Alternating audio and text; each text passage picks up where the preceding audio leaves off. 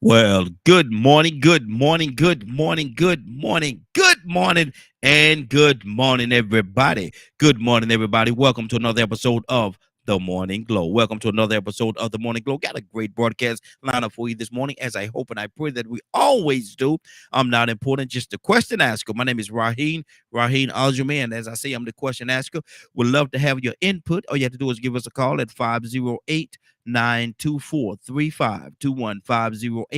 508-924-3521. We'd love to have your input. We got a lot of things that we're going to cover today. Um, One is the Bible verse, the one of the 10 commandments, thou shalt not kill. Thou shalt not kill. One of the things that we're going to talk about today, and I think it's going to be very interesting because everybody have their own take on how they feel about killing, and rather you should kill, rather you should be able to kill. Is it okay to kill if you're defending yourself, your family? War situations. People go to war every day. Well, I ain't gonna say every day, but people go to war a lot. And when they go to war, they're told that sometime they would have to take out that weapon and kill. If you're in a war situation, the word says, "Thou shalt not kill." The word says, "Thou shalt not kill." So, if you're in a war situation, people are there before you. You against them, them against you, or yeah, and they're there to kill you. They are there to take you out. Is it okay for you to, because it's a war situation, to look past the commandment that thou shalt not kill, knowing that these people that's in opposition of you is wanting to, attempting to, and have a desire to kill you? The word says thou shalt not kill. So what situation is okay to kill someone? What situation is okay? Is it ever okay?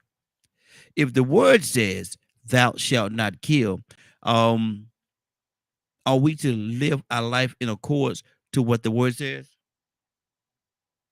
Or are there situations and circumstances that would allow you to kill somebody? What do you say? 508-924-3521, 508-924-3521. And before we get to that topic, because I know when everybody come in, we're gonna jump on that topic, and it's probably gonna take the rest of the broadcast whenever people start coming in. So I was looking at the news this morning as I was getting dressed, and they're talking about a situation that happened. Y'all tell me what y'all think about this. A young man running from, well, at first the police had pulled him over. Let's start from the beginning. The police pulled him over, and I think it actually happened here in Atlanta. But the police pulled him over, and they were talking to him. They say that he was under the influence of alcohol, DUI. And they started talking. The police opened up his door, talking to him, and he got a little disturbed because they opened up his door. So when they opened up his door, he took off.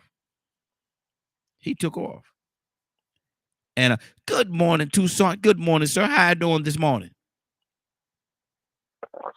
Doing all right, man. I got my finger on the mute button and it worked right away. Yes, Take sir. your time. Yes, sir. Tucson, I'm talking about a situation that happened, and we're gonna get to our topic today is thou shalt not kill, and we're gonna talk that's gonna be our topic of discussion. But I'm gonna wait till a few people get in before we can actually really jump into that. But I want to hear your input on it first, and I think you're gonna lay a certain foundation for that conversation.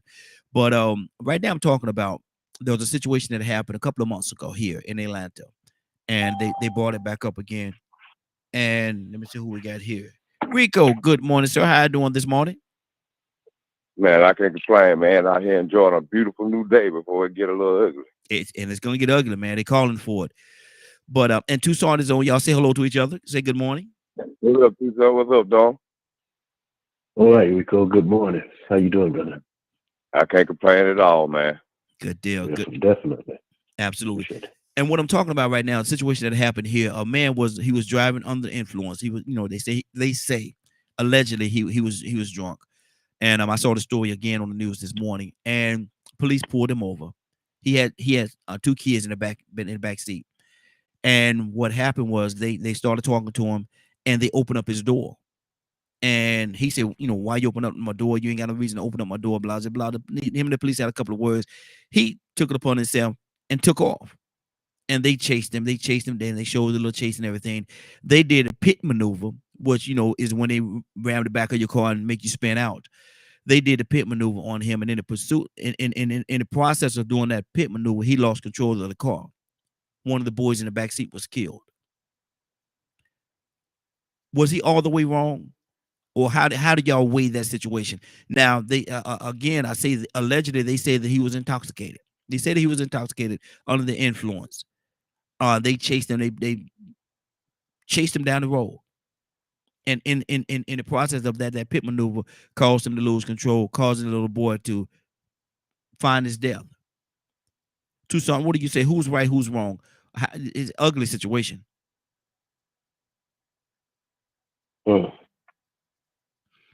Oh man. If I do something and it's illegal,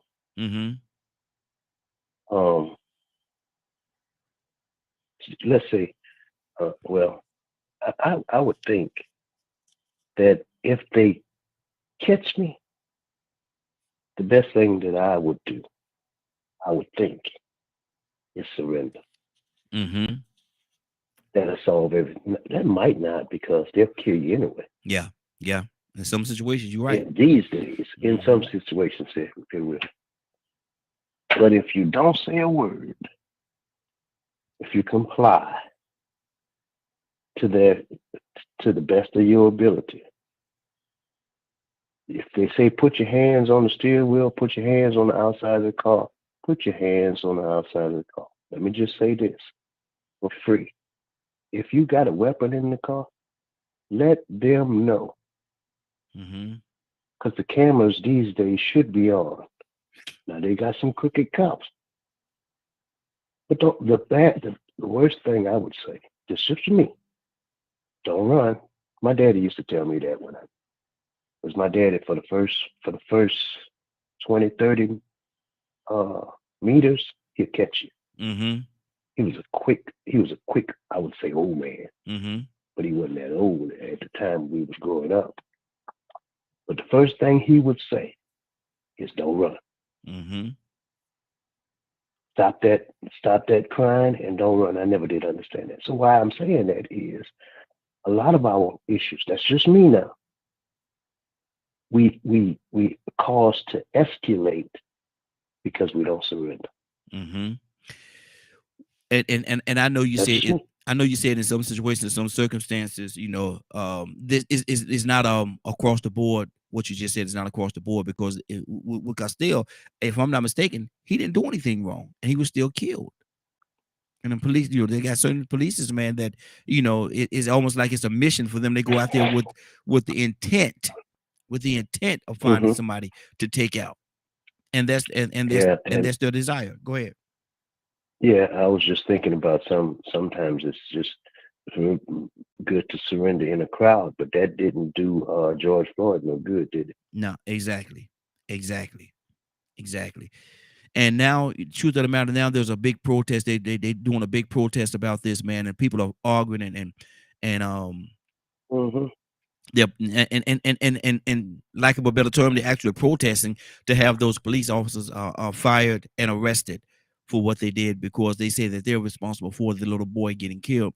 But my thing is, they are, but at the same time, how do we divide the responsibility? Rico, what do you say to that? Well, no, I'm sorry. Go ahead, Tucson. I'm sorry.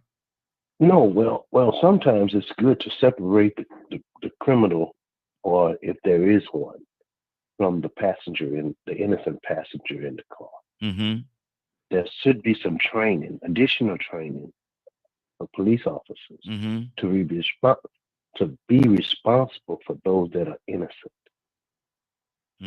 You understand what I mean? Yeah. Because if they're after the driver and the driver has a passenger, especially in the back, I think that they should have some sort of training so that they'll be accountable for protecting the lives of the innocents, because that's their job. And and to your point, Toussaint, they said that the police knew that the two boys was in the back seat. When they performed that pit, because they had already stopped them, had already pulled them over, had already had conversations. They say that the police officers knew that the boys was in the back seat. So that does shed a whole different light on it as well. Rico, what's on your heart? I hold both accountable. You know, we know there are some things that we are familiar with that police do in the line of duty. And one thing is hot pursuit chases and pit maneuvers. Yeah. And then we also know that as adults, that when children are around, somebody has to be the one that says, well, I'm going to de-escalate just for the benefit of these children. Yes. Yes. So he knew that it was children in the back seat of the car, just like you say the cops might have known that children were in the back seat. Now, they were wrong for doing a pit maneuver, knowing those children were in the back seat, because they have seen themselves over. I'm pretty sure they've seen enough police training videos to know that cars can't flip going at a certain amount of speed and pit, doing a pit move like that. Absolutely. But I'm also sure that this guy that knew he was pulled over for the wrong reason knew that if I run, this is going to put these children in more harm's way and more danger. Yep. So sometimes you have to be the bigger person and say, well, okay, you know what? I'm in a bad situation.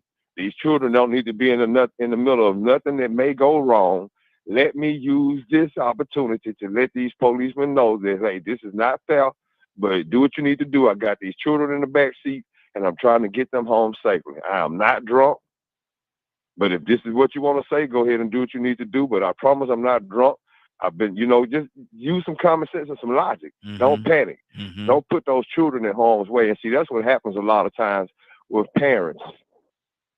They cheat, fight, do everything they want to do, and let the children sit there and see it, expose them to that negative behavior and that traumatic behavior that may stain or mess them up later down the road.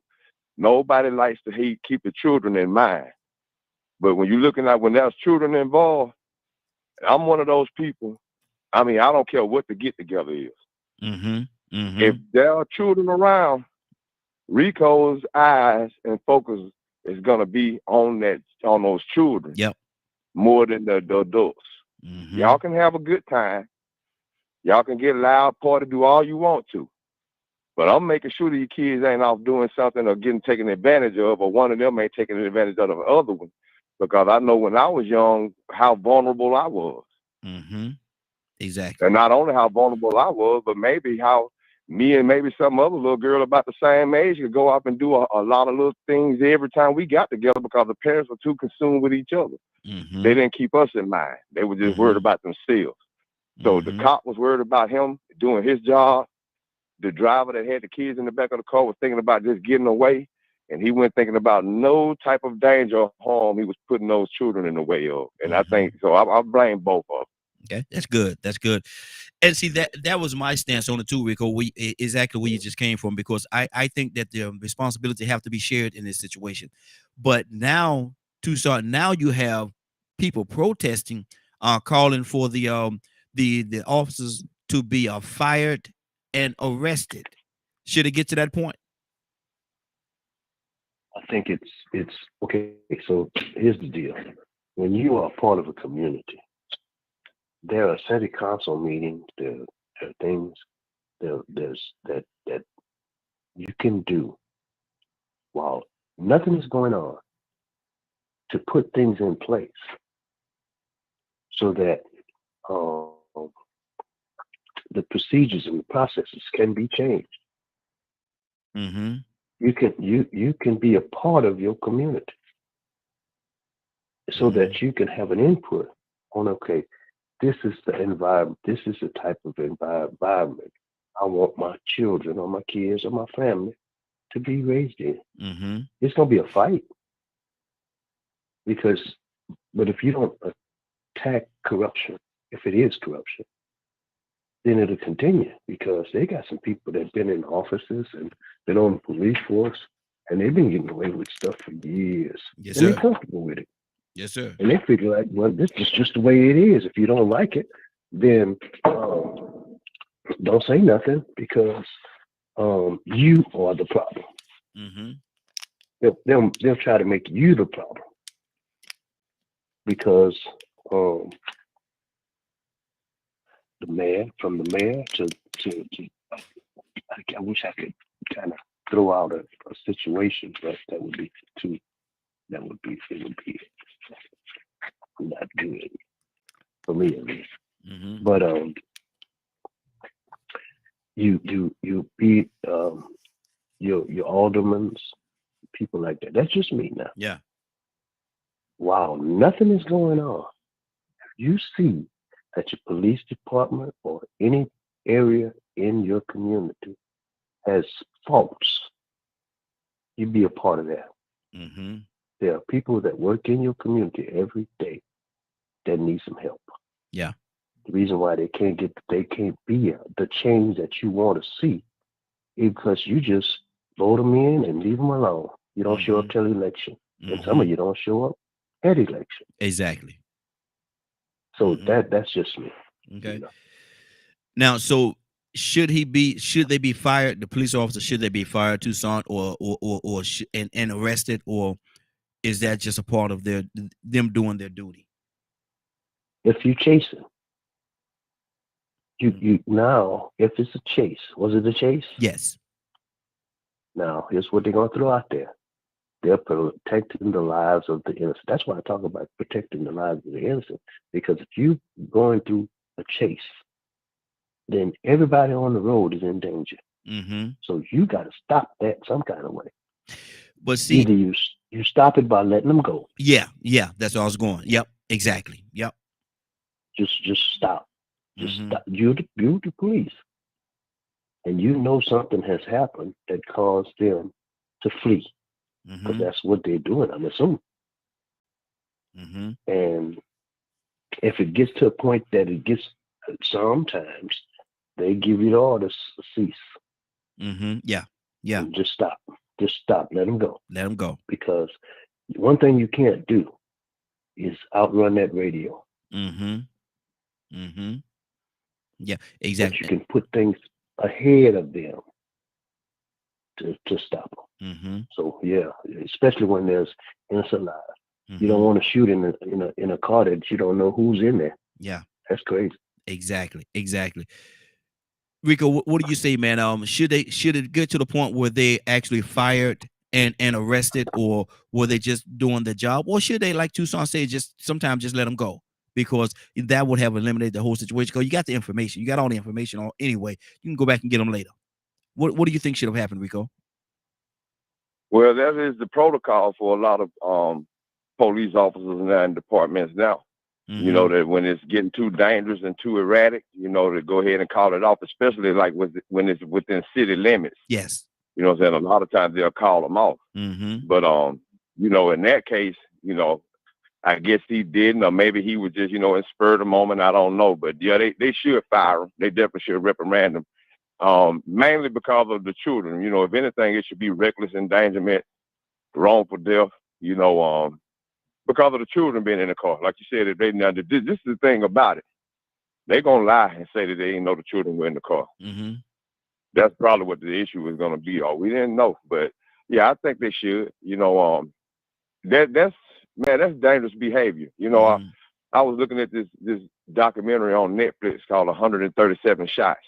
Mm. And it was about this situation in Cleveland, Ohio.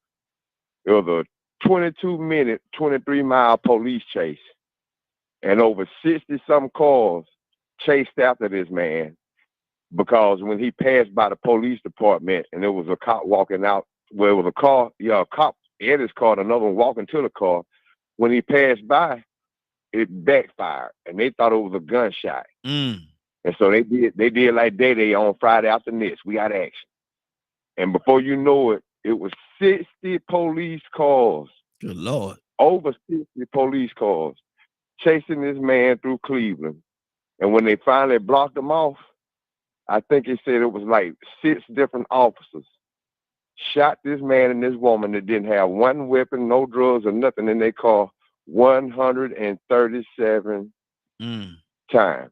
They didn't hit them all 137, but probably over half of them hit him. Yeah. And one last guy jumped up on the car on the hood, claimed that he was in fear of his life. He jumped up on the hood and dumped about his last 15 after all the shooting stopped. Jumped on the hood of their car, firing directly into the windshield. Overkill. Wow. The chase, the entire chase was overkill. If you see the security cameras, you're like, man, this is ridiculous. Did they really have all these police cars running through traffic about to hit people and stuff to catch these people? But they thought that the guy shot at the policeman in front of the police department. So you don't do that to us. Yeah. You know who we are? We the police. So, that mindset, that gung-ho and, charge first mindset that police have because they have this authority and this gun and this badge, the same mindset that they use to tell you that there's a law in place that gives them the right to do certain things and they lying through their teeth, but they're using that authority and that favor and that impression that they know what they're talking about as leverage against you to violate your rights. Exactly. They definitely need to be prosecuted. Okay. I mean, to be honest with you, if they held policemen and judges and prosecutors and all these people in position of authority more accountable for the actions that they have, because they have so much impact. When you are a cop and you can kill somebody and you just get away with it because you're a cop, or if you are a prosecutor and you can withhold evidence just to improve your record of victories in court and have somebody sitting in court for sitting in prison for the death penalty, you should get that time. There should be things in place that I'm gonna say things that sort of deter people from wanting to be low down or abuse their positions. When you get in these positions, you should already know that I'm gonna do this job to the best of my ability. I'm gonna be honorable about it because the consequences behind abusing this position is too severe for me to risk it. Wow. But they don't do that. So those cops go out there on the job doing what they want to do, and then they have a union that'll back them up, tooth and nail, even when they're in the wrong. Exactly. 508-924-3521, 508-924-3521. Good morning, Zamari. Zamari, if you're available, give us a call, sis. Give us a call. We want to hear from you this morning as well. The phone number is open for everybody, 508-924-3521. Give us a call if you're available. Let's talk about this thing. We're talking about the pursuit. There was a pursuit. Police stopped the man, and it's gonna be very difficult for them, Rico. And I understand they're gonna try to say that they didn't know the kids in the backseat because the video actually shows them having this man pulled over, and they open up his door, and that's what made him a little upset when they open up his door. But when they open up his door, they can see in full view who's in their car, because they were standing inside the door. And so, for them to, I want to say this though. I sort of think that may not matter, because when Philando Castile was killed, his little girl was in the back seat. Exactly. Remember, she was, don't cry, mama. Yep. It's gonna be all right, mama. You want me to wipe your tears from your face? Kill that man in front of his baby. Exactly. And he still is not in prison. Exactly. And he was complying. And that was what I said earlier. He was complying because Tucson said, and we lost Tucson. Hopefully he'll be back in a minute. But Tucson was saying that, if you comply, put your hands on that windshield. If you got a weapon in the car, let them know and stuff like that. Castile did all that. He did all that. He didn't, he did nothing wrong, man. And still, it cost him his life. I mean, if you comply, they're gonna shoot you. If you don't, they're gonna shoot you. So, Rico, what are we supposed to do? That's that big $1 million question. It's like, damn if you do, damn if you don't. I mean, but when I saw that video of what happened to him, man, that almost turned me into the opposition. I'm like, well, maybe we need to start targeting these people and treating them like enemies. Fighting back. If that's the way they're gonna do us. I mean, the man asked for his ID. He told him I got a gun. I'll give you my ID.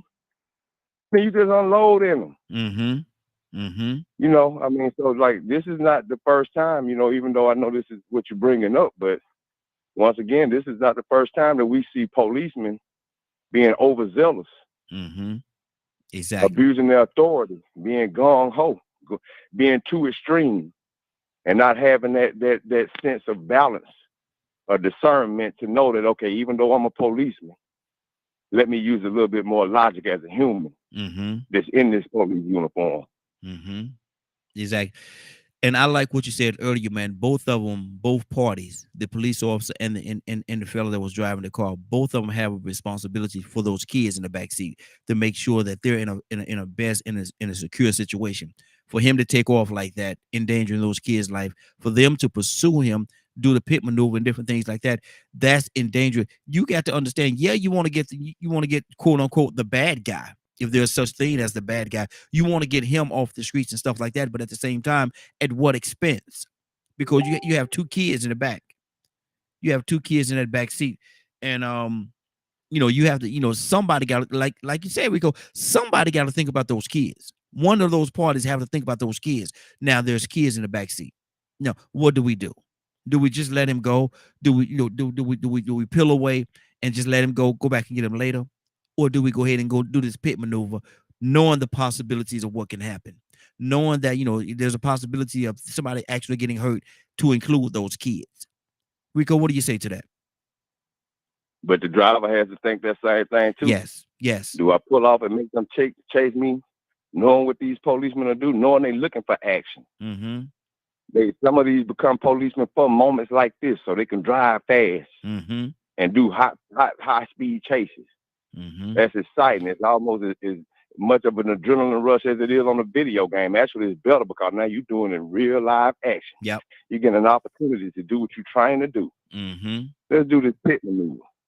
Mm-hmm. So once again, this driver of this car, he's been here long enough to know the relationship between black males and policemen and how you can get pulled over for driving while black. Mm-hmm. But see, this is where the court is messed up at.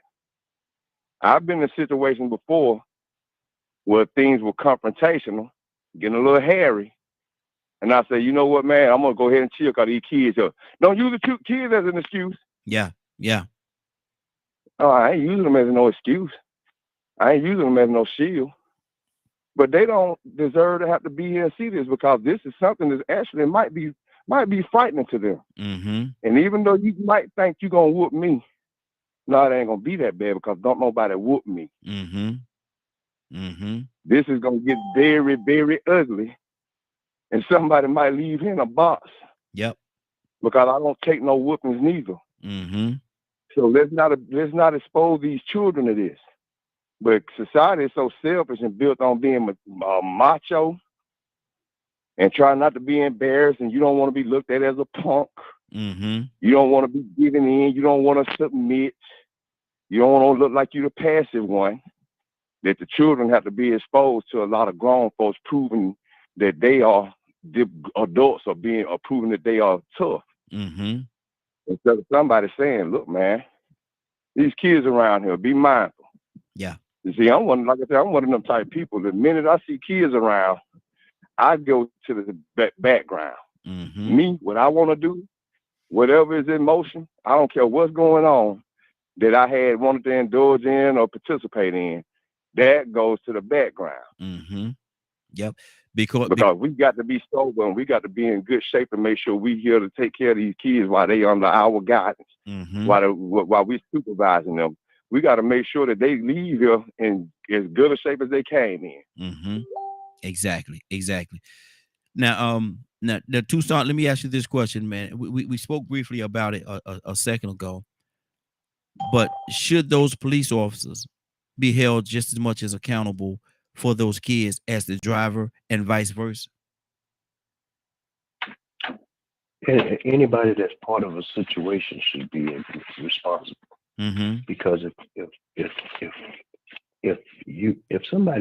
I'm riding with something, here's what the law does. I might be wrong. You tell me if I'm wrong. If the law, if you've committed a crime and you with the person and there's something that happened, you're just as responsible. You're gonna get time too. Yeah. Right? Mm-hmm. Right? Guilty by association. Mm-hmm. That should be on both sides. Okay.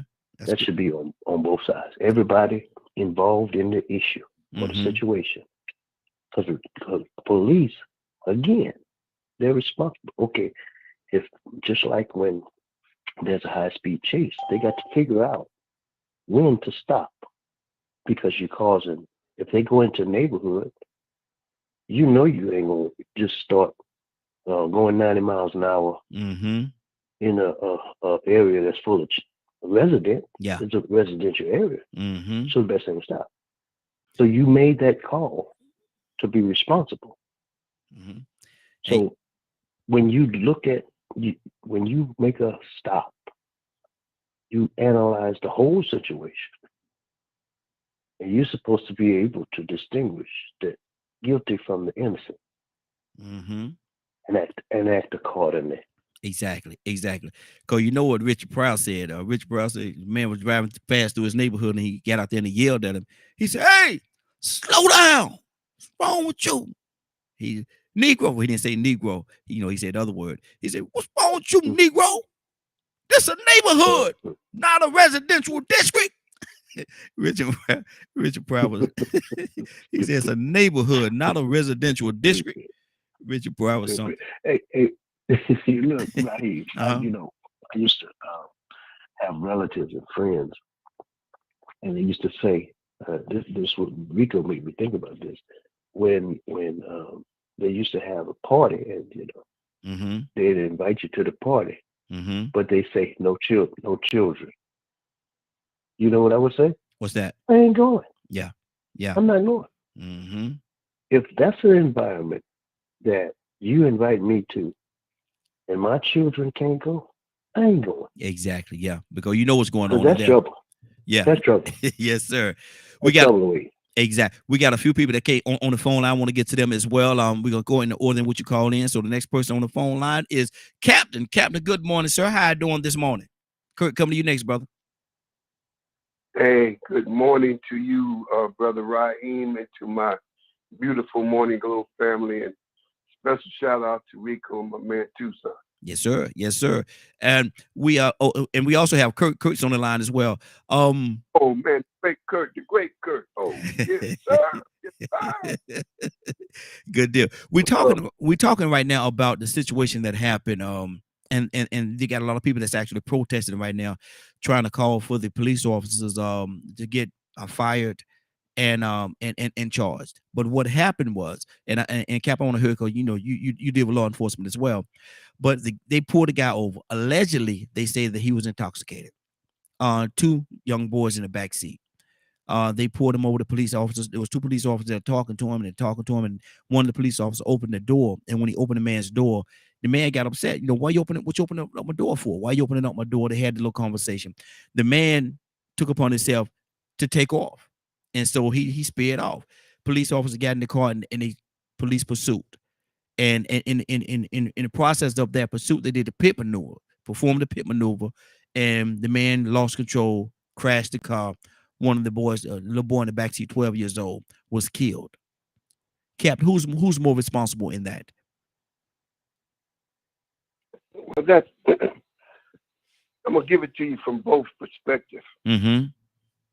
Law enforcement have a little room, which is not justified, don't get me wrong, to believe they have the right to pursue a fleeing felon. Mm-hmm. A fleeing felon. Mm-hmm. Now, when do the felons become in? Resisting arrest, opening up the door, all right?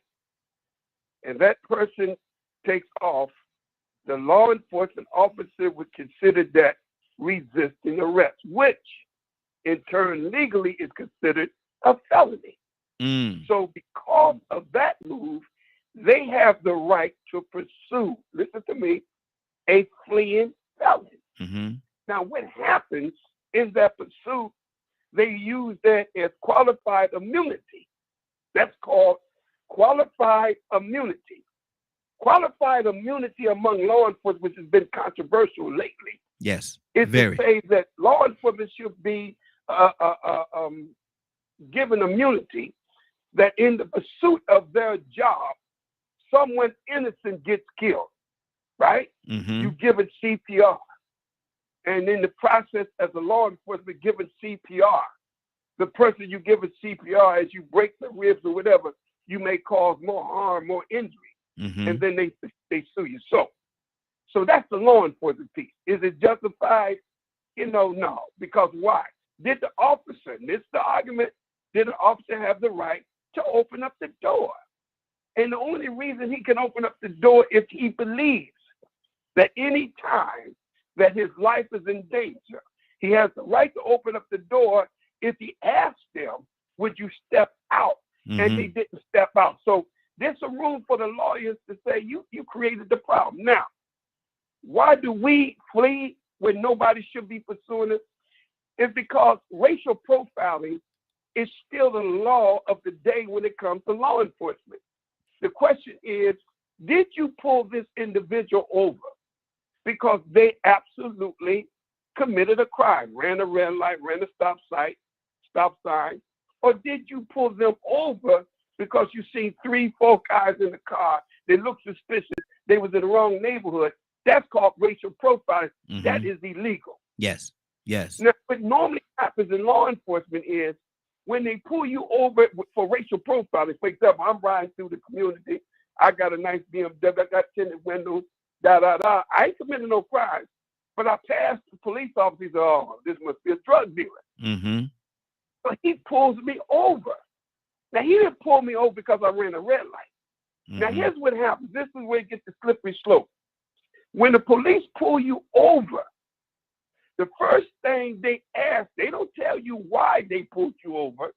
You roll down the window. I rolled down the window. What's up, officer? Driver's license and registration. Excuse me, officer, what did you pull me over? Driver's license and registration. Mm-hmm. Now it becomes a heated, it's escalating.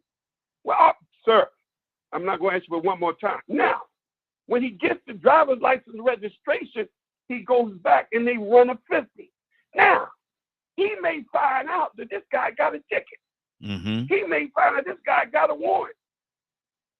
Now, he could come back and say, would you step out the car? Well, what's up?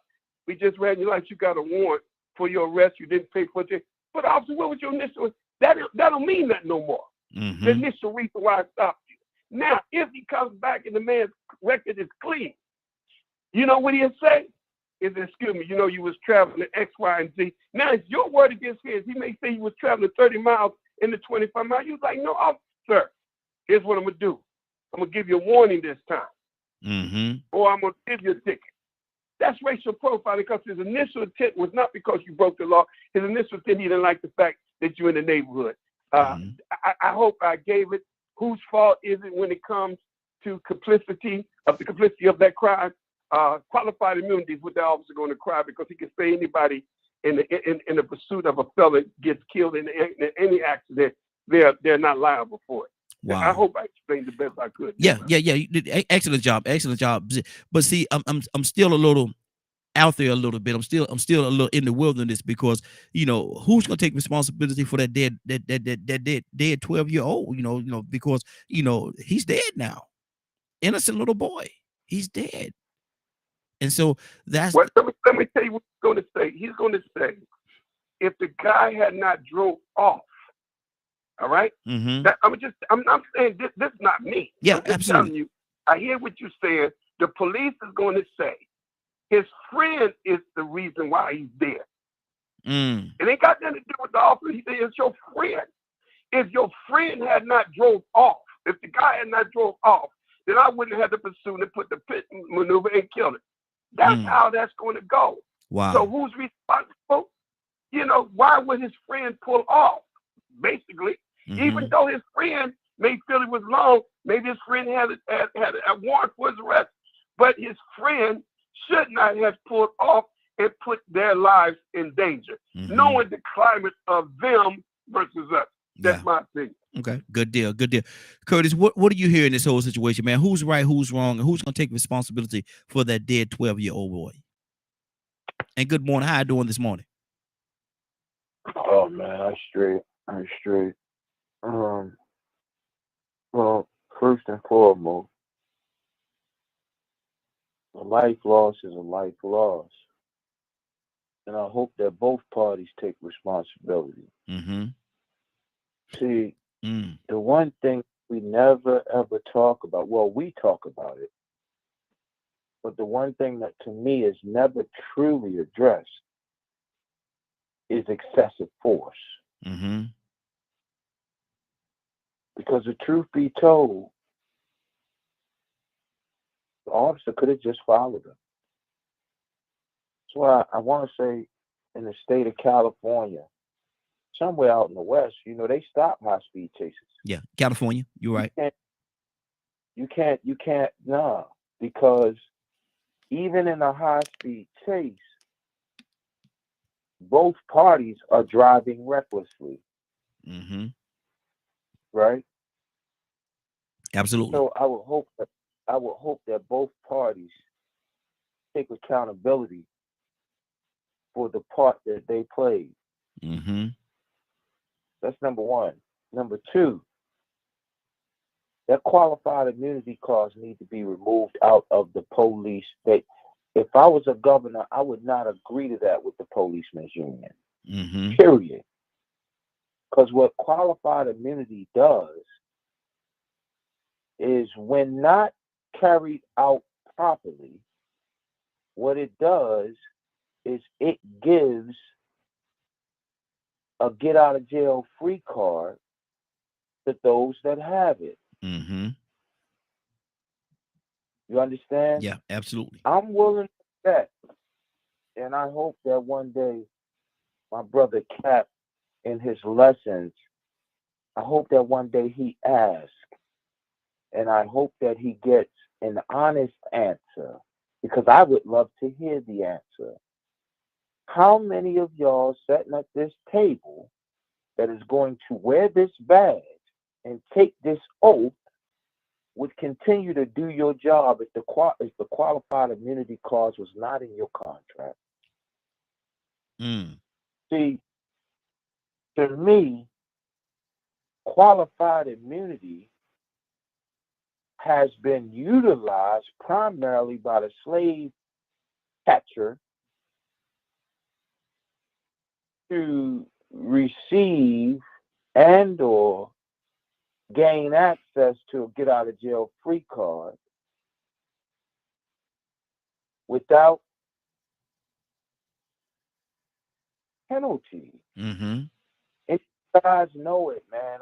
I'm reminded, and I'll land the plane right here. I'm reminded of, I want to say it was a YouTube video I saw, and this old Caucasian brother was on there, and he was specifically talking to us, and he was talking about, basically he was saying, y'all so busy looking for the Klan that y'all don't even recognize that we Klan. But what we did was we sent our kids, we taught our kids our lessons, but we sent them to get jobs in the police force, in the fire department. Mm-hmm. Sent them to get jobs in these places so that then we could, make moves to govern you. You know what I mean? Like, yeah. I Power positions. I would hope, I would hope that, I mean, we seeing it in politics right now. So a bunch of Klan and white supremacists up there, and we seeing it. So Mm-hmm. I would hope that both parties would take accountability and be responsible. But I hope that at some point, localized governments realize that the qualified immunity clause is being exploited Mm-hmm. by those who have the clause. Good deal. Good deal. 508. You're absolutely right. You're absolutely right, Curtis. You're absolutely right. And just right quick, Raheem, I would love, if with your permission down the road, I would like to put 5 top brass police officer chiefs, former chiefs, Mm-hmm. on this show Yes, sir. and have the audience to be able to ask them about qualified immunity, Mm-hmm. pros and the cons, and where Yes. they stand about uh, law enforcement as it relates to the black and brown community. I can give you those officers. They'd be glad, so that everybody on this show can really get a chance to understand that all law enforcement does not agree with qualified immunity. And the biggest thing that I like to see is defund the police, which is a big conversation that is going around in law enforcement, and the justified reason why they feel that they give lack of service to the black community when they hear the black community crying for defund the police, when in reality, there's not a police department in the country that have been defunded. But Mm-hmm. they use this as a scare tactic to round up the Republican people and the Republicans to get more law enforcement and to be. So I like to be able to see one day we would deal with this topic. As a matter of fact, I would love to do it as soon as next week Thursday if we can. Like I said, if we can set up for Thursday of next week, I would love to have that conversation. I really would. And so, if you can make that happen, let's do it next week Thursday. I know you got to get in contact with them and everything and find out the availability of their schedule. Next week Thursday will be back, because Wednesday I'm getting my back operation. I will be down like 4 flat tires. Okay. So how about Tuesday? We could do it. Okay. All right. Okay. That'd be good. Let's look at Tuesday. You and I talk about it.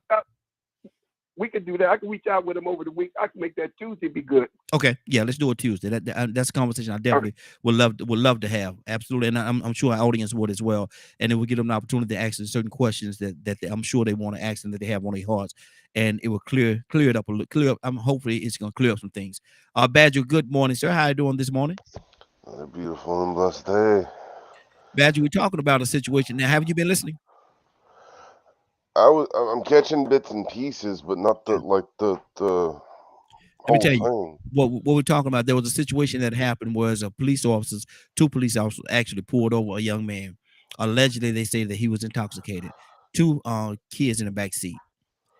They was talking about what happened, and one police officer opened up the man's door. He got a little disturbed because he opened the door, and they had the dispute, and he took off. He drove off.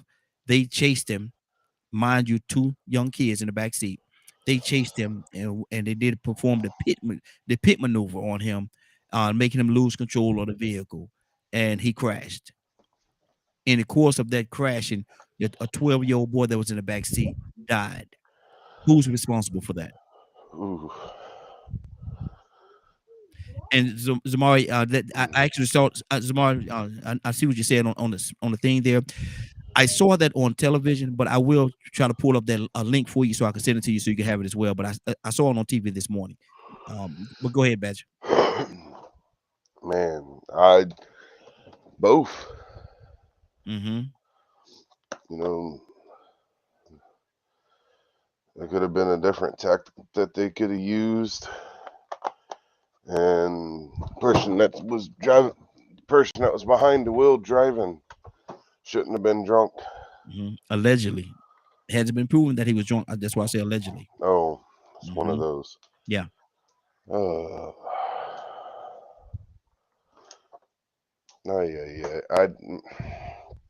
when it comes to the cops, government, FBI, all that stuff, all we know is it could come out to be true that he was drinking or wasn't drinking, and then 5 years down the road, something new will get brought up. Because people like to do this thing called lie because they think it's acceptable or it's okay. Mm-hmm. So it's hard for me to answer this kind of question because it's just people need to take responsibility for their actions. Mm-hmm. Mm-hmm. That's good. I understand that a police officer would want to get a drunk person if the person is drunk or whatever. Da-da-da-da-da. I'm just going to approach it from the standpoint of if he was drunk, to keep that person from getting other people involved into the wreck or into a crash or maybe a highway. I don't even know where it happened, so I don't even know if highways or freeways could be involved. But to protect others, I could see why a police officer would do that. Mm, mm, Now, on the other side, I could see why the person that has the cop opening the door and then all of a sudden just freaks out and hits the gas with 2 kids in the car. mm-hmm. I guess fear completely erased all logical thought that human being had, because that's the only thing in my head that could say, I'm going to hit the gas and run from the police with 2 kids in the car. Mm. Wow.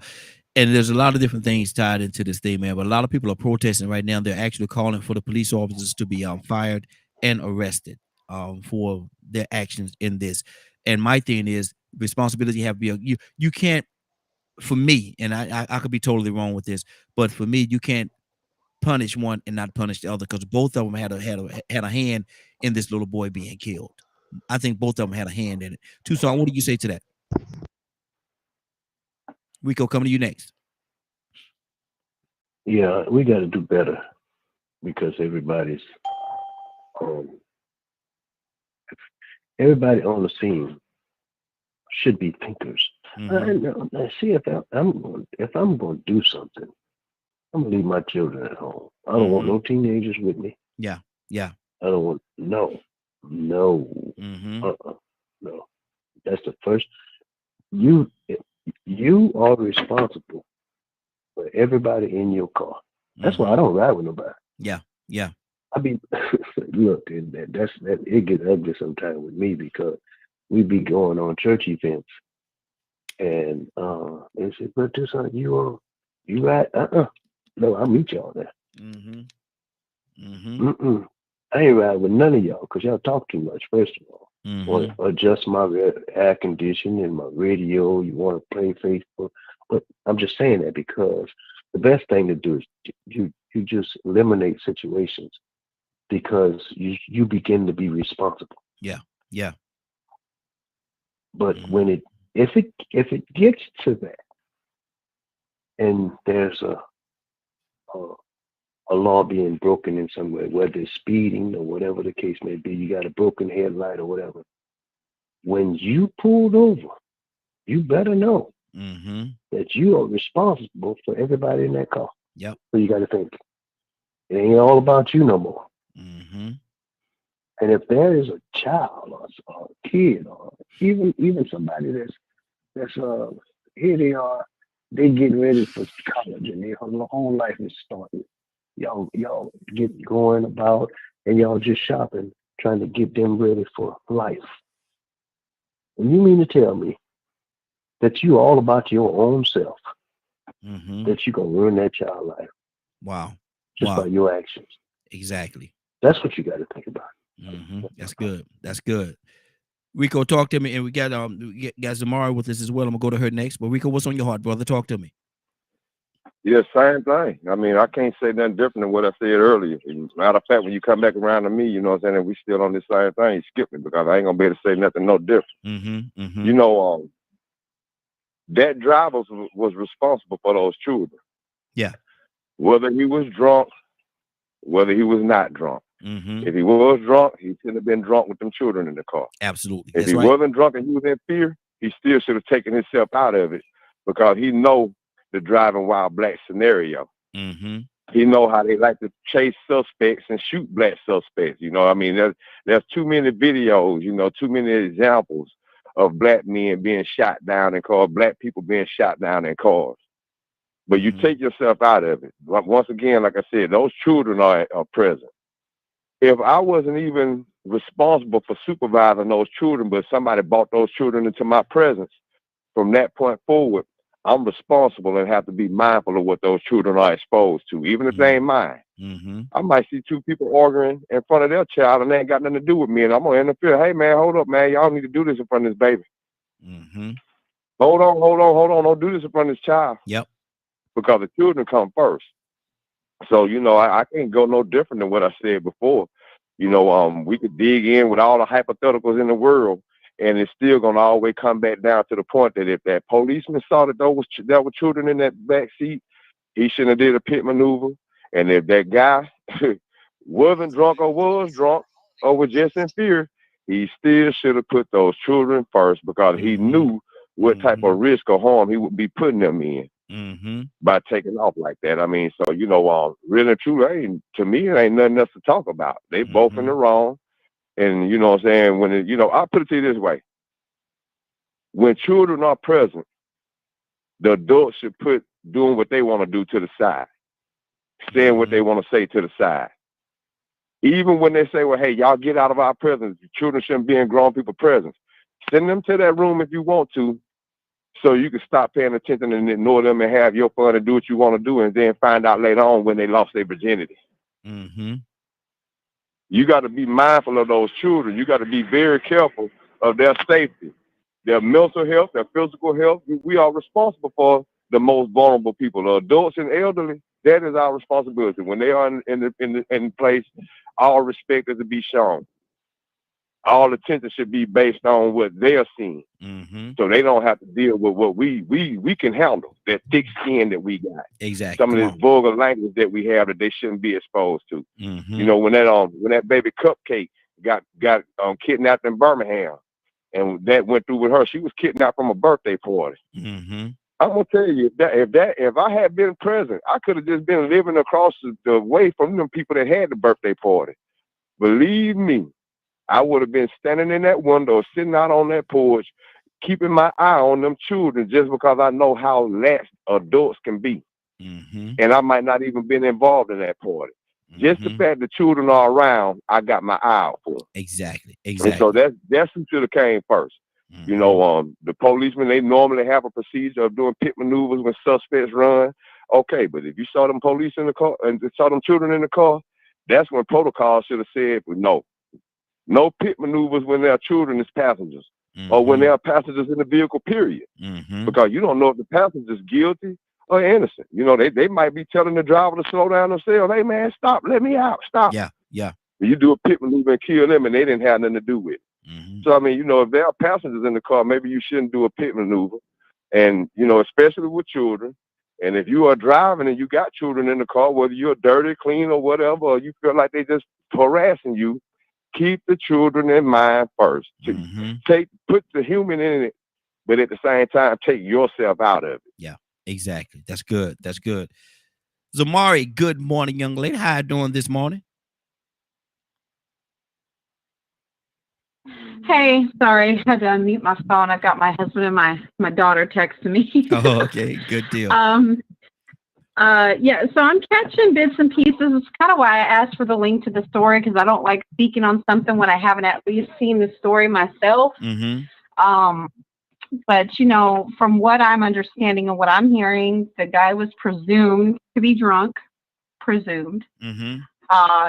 He took off, correct? Yes. And then there was this chase that ensued, and a child lost their life. Because is that pretty much the gist of it? Absolutely, yes, that's it. They did the pit maneuver, and because of that pit maneuver, the car crashed, and the 12-year-old was killed. Yes. Okay, so explain to me. I don't drive, so I'm just going to ask you, what is a pit maneuver? When the police officers come is pursuing you, and they come behind you, and they push or tug on the back part of your car, making it spin out. That's the easy way to say it right here. They tap the rear of the car, like right where your rear wheel is, almost dead center. And what it's supposed to do is it's supposed to make you pick up, like as if you in NASCAR. It's supposed to make you spin out. Oh, okay, I see. Okay, so he did this. The officer used that, and the car lost control. Correct? Okay. So, I mean, I'm going to just kind of resonate with what's been already said, because this is what I believe too, is that both adults in that situation are responsible for the loss of life and what Mhm. happened. I also think, and the one thing I was thinking, so if the guy was intoxicated, if he was, we all know when you're intoxicated, you are not in your right way of thinking, period. Mhm. Mhm. You're not. You Mhm. do things that you wouldn't normally do otherwise, or you panic more, you freak out more, and that just causes you to react more strongly. Mhm. And whatever the conversation was that happened between the officer and this man, whatever, just because we don't know, we probably will never know the whole story. We won't. Mhm. But it that freak out moment, he took off. And of course, the officer doing his job chased after and pursued. The pit maneuver probably was not the best choice of action in that. And Mhm. I'm sure he probably, I would hope anyway, that he is regretful for what that caused. I don't personally think that a protest is necessary, Mhm. because I hate to go here because I love everybody on this show, so please don't hate me, because I don't mean this in a bad way. But if it were a white family, white child in that car, there would not be the same outcry. You know what I'm saying? Mhm. It would be ignored in the sense, oh, well, it's just another white kid. It's sad to say, but it's true. But this seems to be a theme where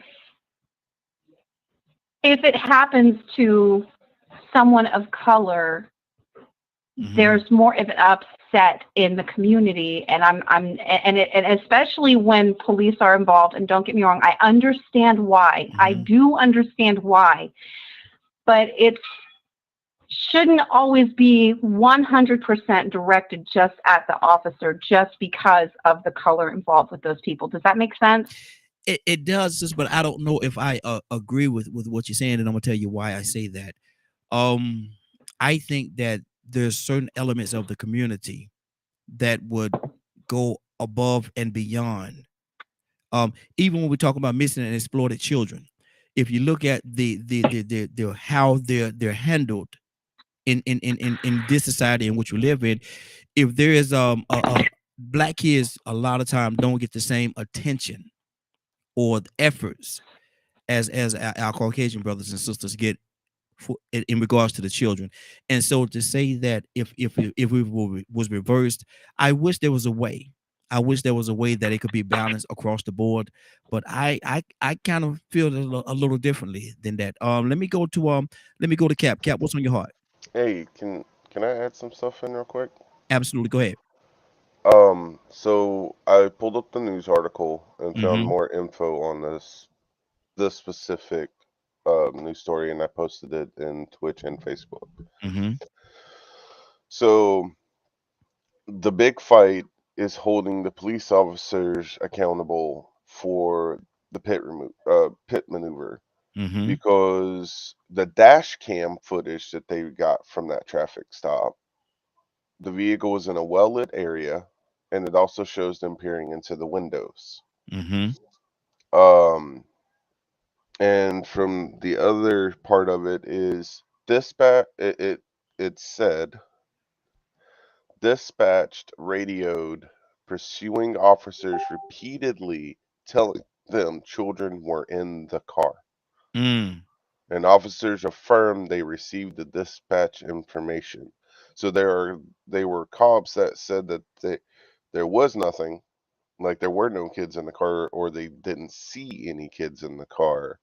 And then there's evidence saying no, there is evidence that there's no way you could not have seen them, Mm-hmm. kind of thing. And that's where the debate over the police officer and wanting to hold them accountable. Now, I also found, um, So I so guess so today that so they don't have the argument that they did not know that there were children in the car. They don't have that officer. I mean, correct, they they don't have do that not option. have that argument. Okay. They don't Yeah. have that option. Mm-hmm. Now, I also found the inmate inquiry, the inmate detail for what he was charged with that night. no license, of course, everything associated with, he was charged with DUI,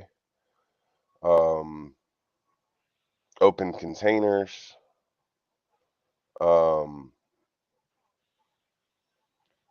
failure. I mean, it's a list. There's like So 10, it sounds like when you say there's a list, it make me think, it leads my mind to thinking that they're stacking now. Now they're trying to stack. well, speeding, failure to obey a stop sign, wrong signals, Mm-hmm.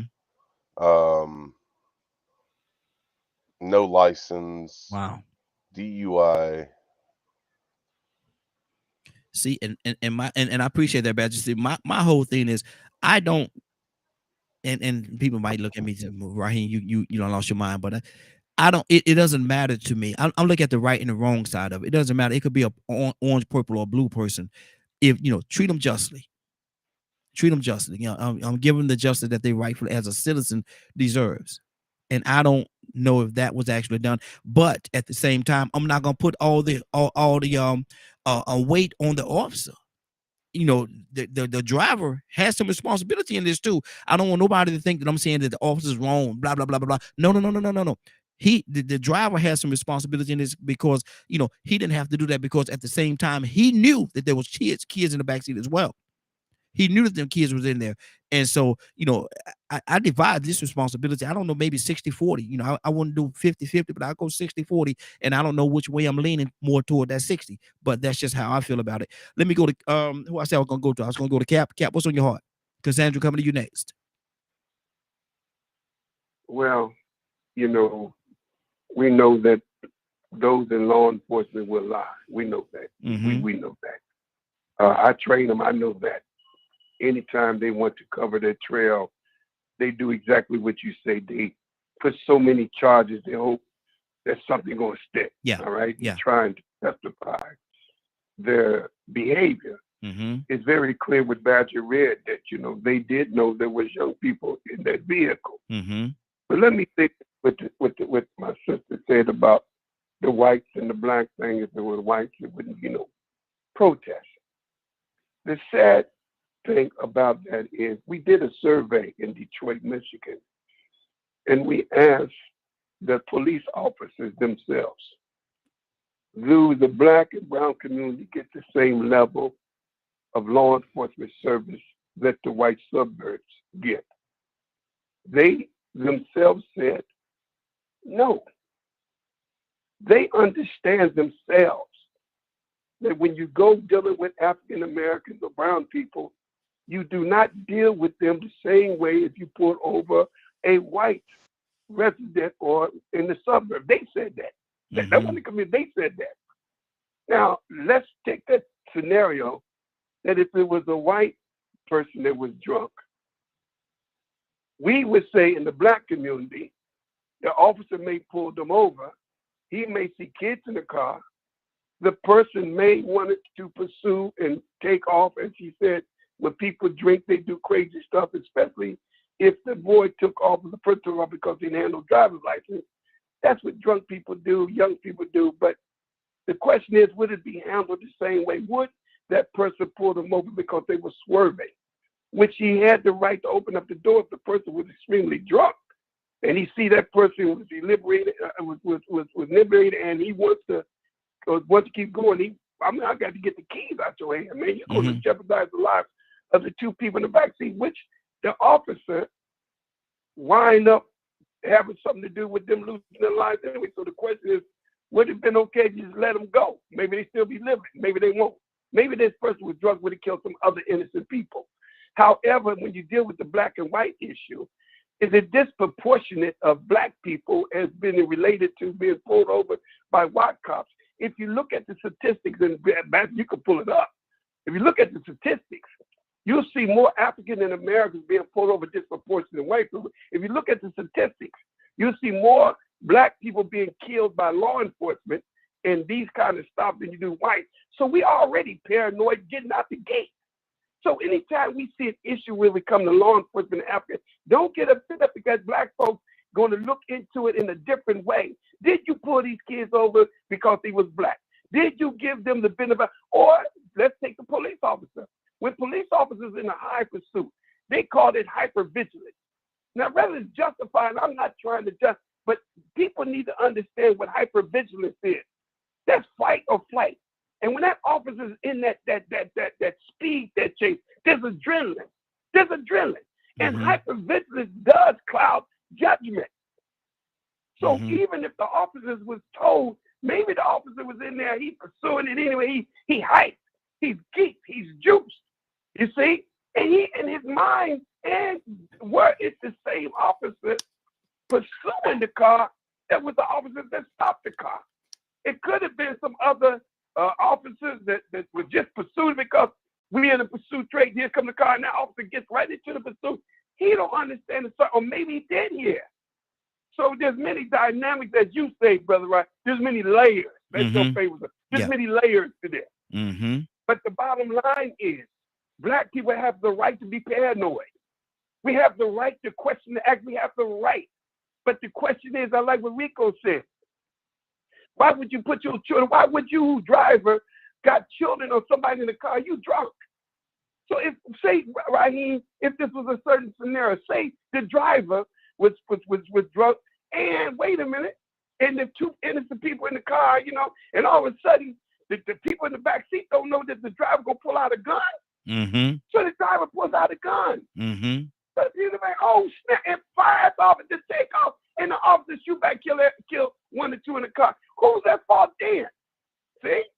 So we have to always understand the driver had a responsibility, number one, not to be driving while you're drinking. Number two, respect and obey the law, period. Period. Because you lose when you don't. Yeah. Because, you know, ignorance of the law is no excuse. So the ownership is going to go with law enforcement, whether it's crazy as it may be. But when you pull over, then just respect law enforcement. He did not want to go to jail because he ran his license. But look at the officer. Maybe he seen the guy fleeing. He took off. Oh, he got drugs in the car. That's why he took off. Oh, he got a gun in the car. Oh, that's why he took off. So they thinking the reason. Well, I'm not gonna say what I don't know what they thinking. But there could be many things when you fleeing, you put in the officer's mind is more than what meets the eye. They not saying, oh, he's taking off because he got no driver's license. If you're African American, he got drugs in the car. I want a bus. Oh, I want a bus. He don't care nothing about what's in the back seat. He got a gun. He don't care what's in the back seat. So there's many layers to this, Brother Raheem. Yes, sir. And I just like to say that we all need to understand that we're dealing with a law enforcement agency that has really been very unjust as it comes to stops, traffic stops when it comes to African Americans and Hispanics. I just know it's been uneven, it's been unjust, and of course, anytime there's an action, there's going to be a protest by Black people. Absolutely. Absolutely. Let me go to Cassandra. Cassandra, good morning. How are you doing this morning? Captain Leonard, coming to you next. Good morning. Cassandra, what are you hearing in this situation? And the police officer and the young man stopped. He had the police stop and had a little conversation. Allegedly, they say that he was intoxicated. 2 kids in the back seat. Police officer opened up his door. And when he opened up his door, he get irate to have the conversation. He take off. Police pursue him, perform a pit maneuver, and in that pit maneuver, what happened was the driver loses control of the vehicle, crashes, and kills a 12-year-old kid in the back seat. Cassandra, who's right, who's wrong? I mean, for me, this is just for me, the main fault goes to the driver. Because if you've been stopped, I don't give a rat's butt what's going on. You know you have kids in that car. You've been stopped. It's nothing for you, no reason for you to pull off. You stay there and face whatever you got to face, because the biggest thing is you have other people in the car with you. I don't care whether it was kids or an adult. It could have been an adult that killed. And so the responsibility, the main responsibility for me goes to that driver who, first of all, you ain't had no right driving because you ain't got no license. Then you drinking. What the heck? you know, I'm going to put responsibility where responsibility goes. So it's on him. Now, I've lost a family member, you all know, to police violence. So I would definitely not just go gun ho and say, hey, yeah, no. But I know that I don't care if you're drinking, you should know better, even in your inebriated state, to run from the police with kids in the car. Now, if you by yourself and you just feel like getting, you know, hey, it's a wild and crazy night, I'm just going for it, then go ahead and do what you got to do, or you feel like you got to do. So if you kill yourself, but not with the kids in the car. So I don't, you know, the pit maneuver is something that they do.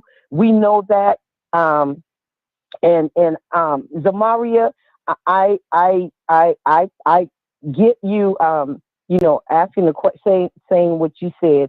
I understand that, because I always say this, unless you're Black or a person of color, you will never know what we feel when we're put in situations like that. I mean, you can sympathize with us, you know, you can say, hey, I understand, but you will never actually know what that feels like. And it's okay. But the fact that you're concerned about it, it's good. The fact that you are here, we love it. I absolutely love hearing you on here, coming from your perspective. Same thing with Badger and any other, you know, whites that we have to come on. We love hearing your perspective, but you will never know what it feels like to be a Black person in America and the things that we go through on a daily basis. So I love you, and I thank you for being with us. And I keep on, you know, saying just what you said today. That's what most white people feel, you know, that it might have been different, but we have a reason why we feel the way that we do. That's good. That's good. Let me go. I know I said we're going to Leonard, but I want to give her a chance to respond to what you just said. So, yeah, Zamari, anything on your heart in response to what she said? And Captain Leonard, come to you next. That just kind of made me go, aw. Like, I appreciate that. Thank you so much. Because I don't ever want to say, I'm going to cry, because I don't ever want to say anything that upsets somebody. No, so I appreciate that. Yes, thank you so much for being here. Absolutely, absolutely. Thank you. And we say it all the time, what's on your heart. You don't have to, you know, don't pull no punches, just tell what's on your heart. And that's how we get things done. If we have open and honest dialogue, that's what we have to have here. And so we definitely appreciate you, sis. Captain Leonard, good morning. How you doing this morning? What's going on, Raheem, in the Morning Glow family? Hey, doing good, doing good. What do you hear in this story, Leonard? Who's responsible? Well, the little bit I did hear, did it sound like somebody fleeing from a police officer? Is that the issue? Well, let me catch up to speed to what it was. There was a stop, and allegedly they said the driver was intoxicated. Allegedly, you know, they hadn't proved that, but they say he was intoxicated, and in the process of that, the police officers opened up the man's door, and he got irate. He got a little disturbed because they opened up the door. He took off. Now, mind you, he had 2 kids in the back seat. Police officers pursued him. Hold on, Raheem. Yeah. Hold on. So he got pulled over. I watched the dash cam video. The cop starts asking him questions like, "Where's your? Let me see your license and all that." Moore, his name was Moore, Moore. Yeah. Charlie Moore. He refused. Asked for a supervisor. The cop tries to open the door. Moore closes it. I guess the supervisor comes. A couple more cops come. They're trying to get the license and stuff. They did. Then they smashed the window. Badger, listen to me, Badger. They did open the door, because he said he closed the door back. So in order for him to close the door back, it had to be opening first. So he closed the door after they opened his door. Okay, go ahead. And that's why he was asking for a supervisor and all that kind of stuff. Well, I guess the supervisor showed up. There's like 4 people staring at his window. I guess they're still trying to get the license and all that. And then they bust his window, and then he took off. And from that point, when he took off, they pursued him, performed the pit maneuver, which you know what that is. and he lost control of the car, crashed. And when he crashed, in the course of him crashing, the 12-year-old boy in the backseat was killed. Then who's at fault? The driver. Okay. But I think that, not knowing the case or whatever, something sounds inconsistent about the procedure and the opening of the car door, but that's for the court, to take place in court on why that officer opened the door, because at that point, the situation elevates. It's no longer just a regular traffic stop. I don't know, was the officer was attempting to search and seize or what have you, so there was definitely probably some violations there, but that'll come out in court. It's always the responsibility of the driver, because the person that has all the information is the driver. The driver knows exactly what they're doing. They know exactly what's going on. The police officer doesn't. So let me ask you this question, Leonard, because you say that the responsibility is on the driver. Is that 100% responsibility, or could it be shared? Should it be shared responsibility in this? Well, it just depends. The officer could have violated some procedures, but he's guilty of violating his procedures. But as far as, you responsible, I don't think that's the game. You being pulled over for the police officer believes improbable cause to pull you over. That's why you got pulled over. So what is the cause? Why was I pulled over? That's when they go up, they give you their brief description of why they pulled you over, blah, blah, blah. What usually happens is some other conversation happens, and that elevates the situation, which then again, it's not a traffic stop anymore. Because it's going to be something else, especially when you know your personal issues, like not having license, not having insurance, maybe having contraband, or maybe got a warrant out or anything like that. The officer has no idea of that until they run and get your information, probably from your plate or not. Like say, for instance, if an officer pulls you over and said he ran the plate and the car is stolen, what would you do, Ryan? Have to get, obtain that vehicle and take it behind the jail, I guess. Well, whatever the procedure was, you would probably follow the procedure, right? Yeah, because you didn't steal the car, did you? No. Okay. So you don't really know. Okay, car stolen. I don't know nothing about no stolen car. As far as you know, it's your car, right? But you would definitely know if that car was stolen, wouldn't you? Yeah, absolutely. Okay. Or if you stole it, or if you stole it, the responsibility of the person that knows what's going on. I mean, for whatever reason, you really shouldn't flee, but I understand why you do. But let me ask you this question. And I don't have no sympathy. I don't have no sympathy towards it. Okay, but let me ask you this question. We're gonna move on to actually we're gonna go to Curtis after this. To perform, knowing that there's children in the back seat, and to perform that pit maneuver on that thing, knowing that the result of a lot of times of a pit maneuver is that the person's gonna crash. And so there's a possibility that these children in the back seat, innocent children, could actually be hurt, harmed, and in this instance, one of them was killed. You don't put no responsibility on the police for that? No. Wow. Because it's in their operating procedures to do so. It has already been determined responsibility or not. That's why the pit maneuver is used so often. Because that is what they have decided to do to stop those individuals from fleeing from police officers. They've already visited the issue.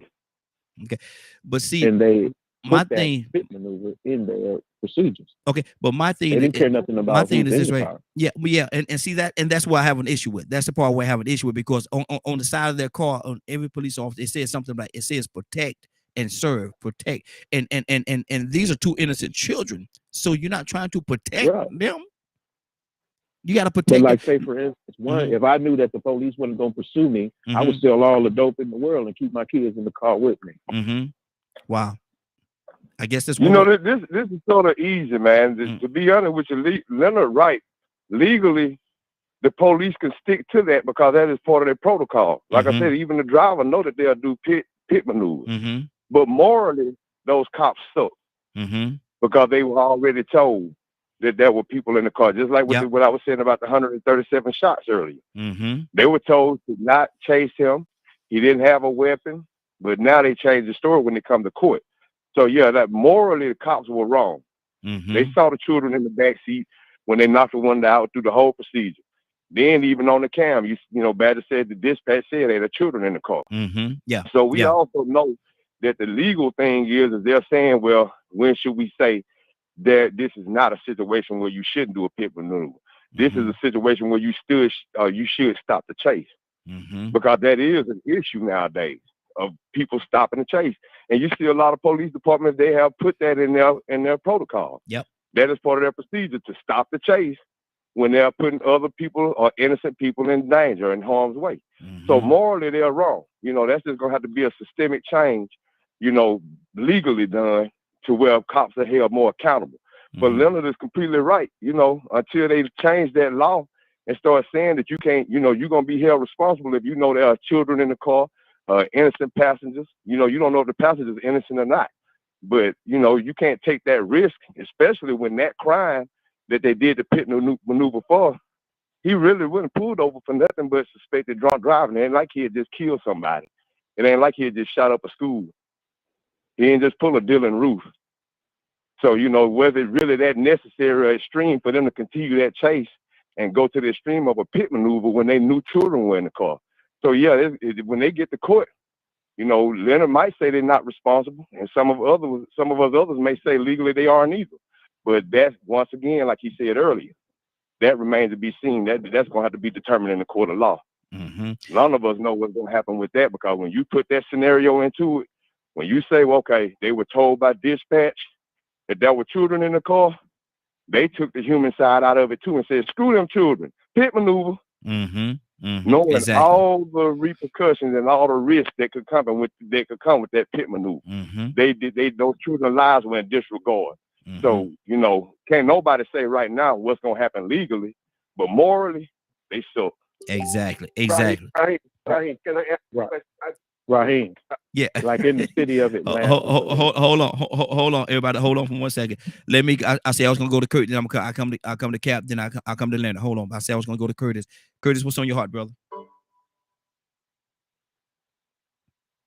Curtis? Well, yeah, I'm right here.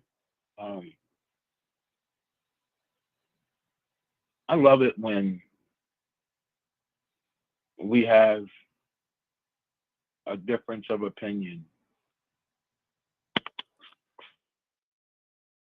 I don't like it. My opinions are based in bias. And that goes with anything. When you have a difference of opinion, I've always been taught, support your opinion with facts. Not talking points, not fiction, not what I heard, not what I believe, but with facts. And you're grounded truly in that fact. But I heard something that was really disheartening. And I don't mind saying it. I know there was no harm intended by it, but it was disheartening all the same. Because, see, I remember a time when a 16-year-old white male killed the whole family. And he got off because they said that he was too rich to understand what he had done. You see, I was that kid that police put that .357 Magnum in his mouth. And I know that the police department, the BPD, is not issuing .357 Magnums. You understand? The other thing is, I'm reminded of George. Because all we got was that George had went in the store with some fake money and they called the police and this, that, and the third.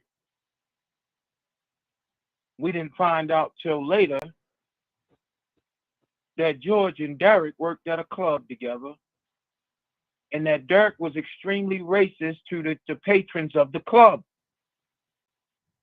in which George called him out on it because the owner of the club was scared of Derek. It was a female owner. Was scared of Derek. And everybody, the staff was like, man, somebody got to say something. So George said, yo, I'll say something.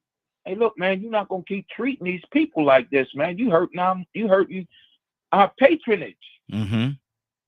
Words were exchanged, and there was a big fight in which Derek got beat up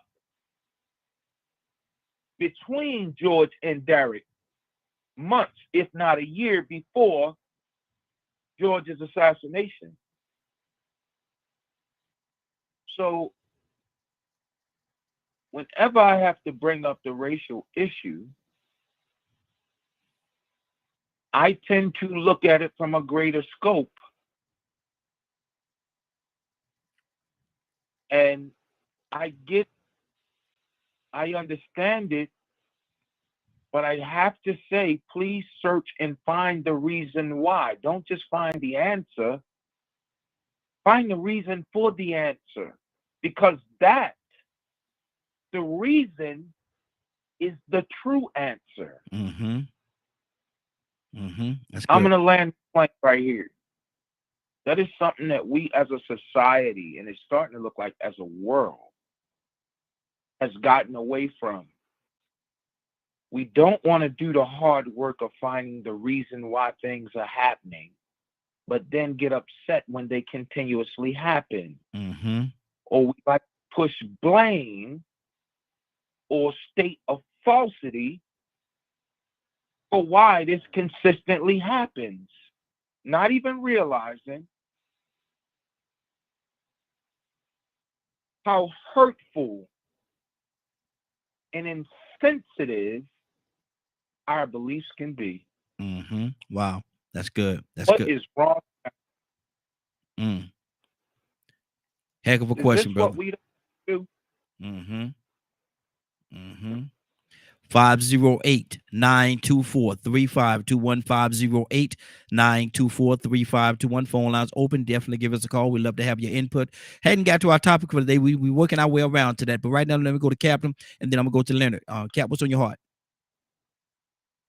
Well, you know, there's a universal law that says for every action, there's an opposite and equal reaction. All right?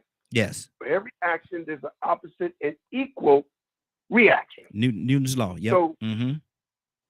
So we've seen that. We've seen that. So the action of the officer produced an opposite and equal reaction. Or the action of the driver produced an opposite and equal reaction.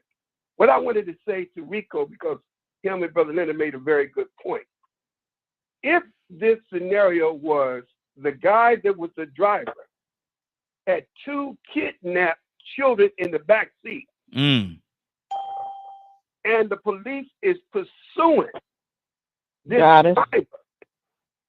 driver who had kidnapped these 2 children, would y'all two have a problem if these officers' attitude is to stop this driver, and I'm not going to say at all costs, but use the pit maneuver to stop this driver? We're not thinking now that this pit maneuver may cause the loss of the life of the ones they're trying to save. Rico and Brother Leonard, is there any justification on the pit maneuver on this circumstance? One of y'all want to tackle that? Leonard? Well, I believe, like say, for instance, not knowing, first of all, I don't know about the race part of it because I didn't consider race at all, just the information that you gave me. But there is a protocol for dispatch about the issue as well. Because one, if there's information that the dispatcher has that they provide, that's automatically evident. If they were hostages, you know, this, that, and the other. Like say, for instance, the question could be asked, what if there was just any people sitting in the back seat? They didn't have to be kids, it could be anybody. Well, most officers don't believe that everybody complicit. They're gonna go with that. Because I pulled over the car, these are the people that was in the car, everybody get out. But some people are under the impression that what they believe is the law. Well, why do we got to get out? Then it becomes something else, because there is a law that provides for him to ask everybody to get out, for him to ask everybody for identification, all of that. So one, say for instance, city of Atlanta, they stopped police chases because of all the damages it did through the city. But that is different from when you may be on a highway and ain't nothing around you. Usually the pit maneuver, you use it where there's enough clearing and everything to roll a car, actually, that way. And that's when you use it.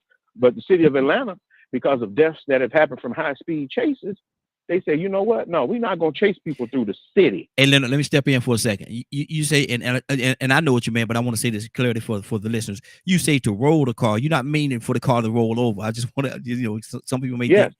Yes. So you mean for the car to actually roll over? Usually does. It runs you off the road. Most of the time, it'll roll a car if it's not level properly. Say, for instance, if you got a ditch or something like that, it'll roll a car or what have you. They'll do all those types of things. That's designed to kill you, brother. It's actually used as a so the notion that some people have about this thing about, you know, the feelings and all that type of stuff or whatever.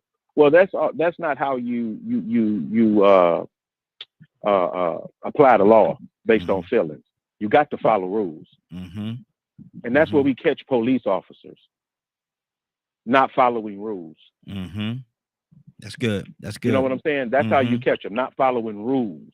Absolutely. So one, you have to prove that they have not followed the proper procedures. You don't have to prove how they felt about it or anything like that. Because once you know, like say for instance, once you are in the commission of a criminal act, all them feelings and all that are not taken into consideration. If you're giving direct information about a dispatcher about some kids kidnapped, like say for instance, is it Amber Alert? Amber Alert, yes.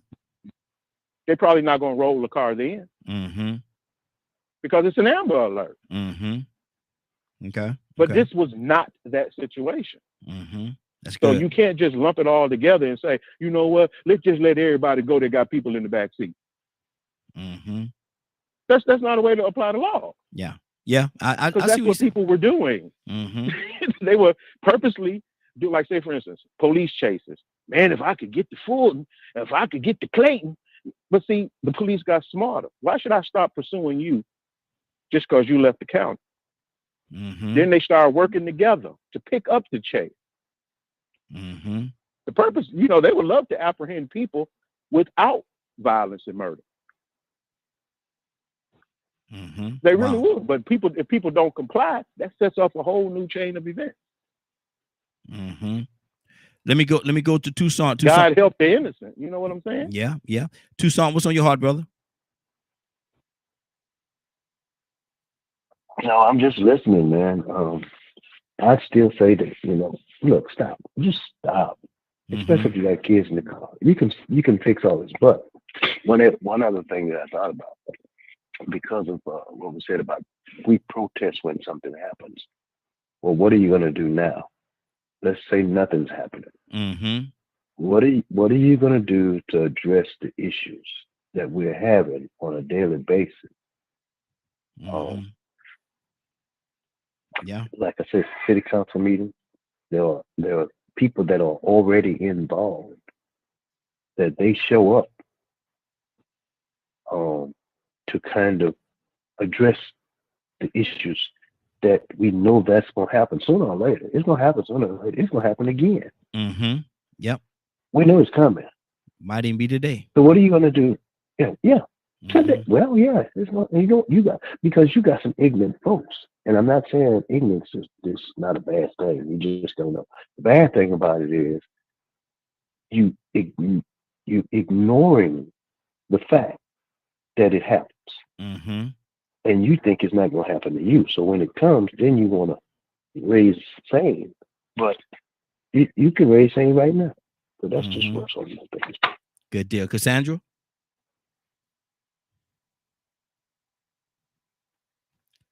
Cassandra, you there? Okay. Cassandra may have stepped away for a minute. Zamari, what's on your heart, sis? I'm here. Okay, go ahead, Cassandra. Hello? Zamari, I'm going to come to you next. Go ahead, Cassandra. I could not get off of mute. I'm sorry. I, you know what? I actually don't have anything to say because I I think I've said what I agree with just about everybody on the panel. So I don't have anything to add. Okay. Zamari? Yeah, I'm just I don't have any more to say either, except, it's sad that again another child had to lose their life over this. And like what I said in chat, as a mother, I could not imagine losing any one of my children in any circumstance, whatever it is. They'd have to put me in an institution. Yeah. Because I would not be able to cope or deal with that loss.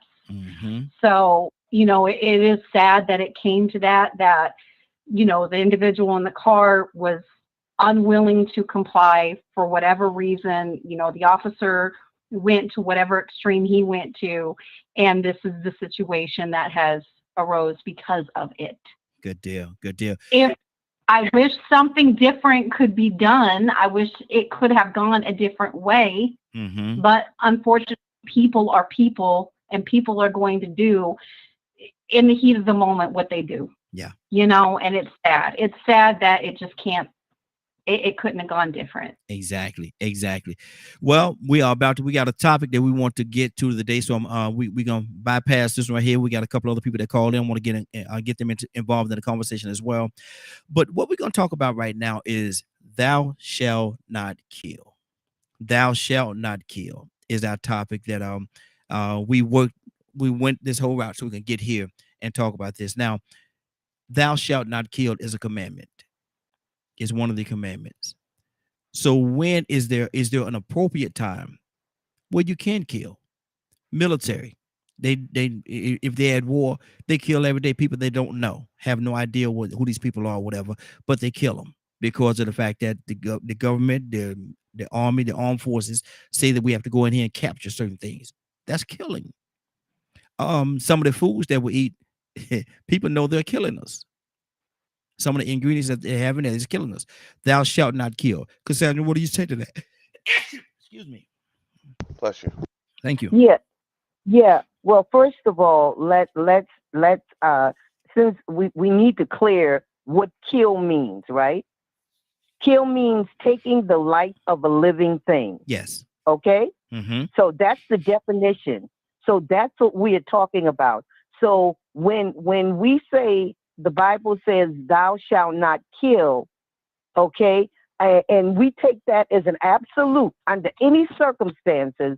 We're saying military, police, none of that. It says thou shalt not kill if we're being absolute.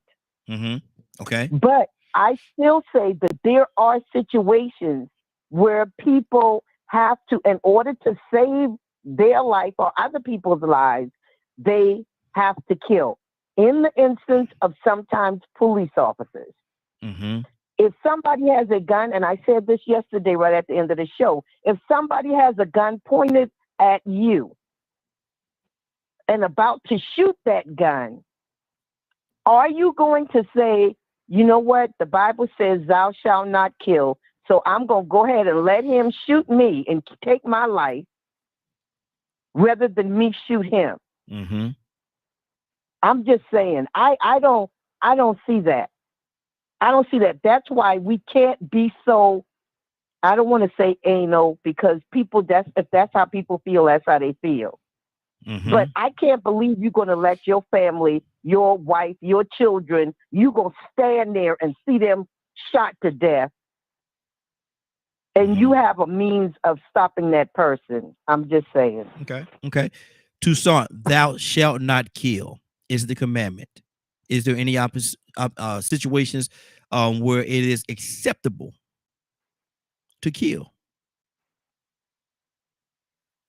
I don't like roaches and rodents. Lord Jesus.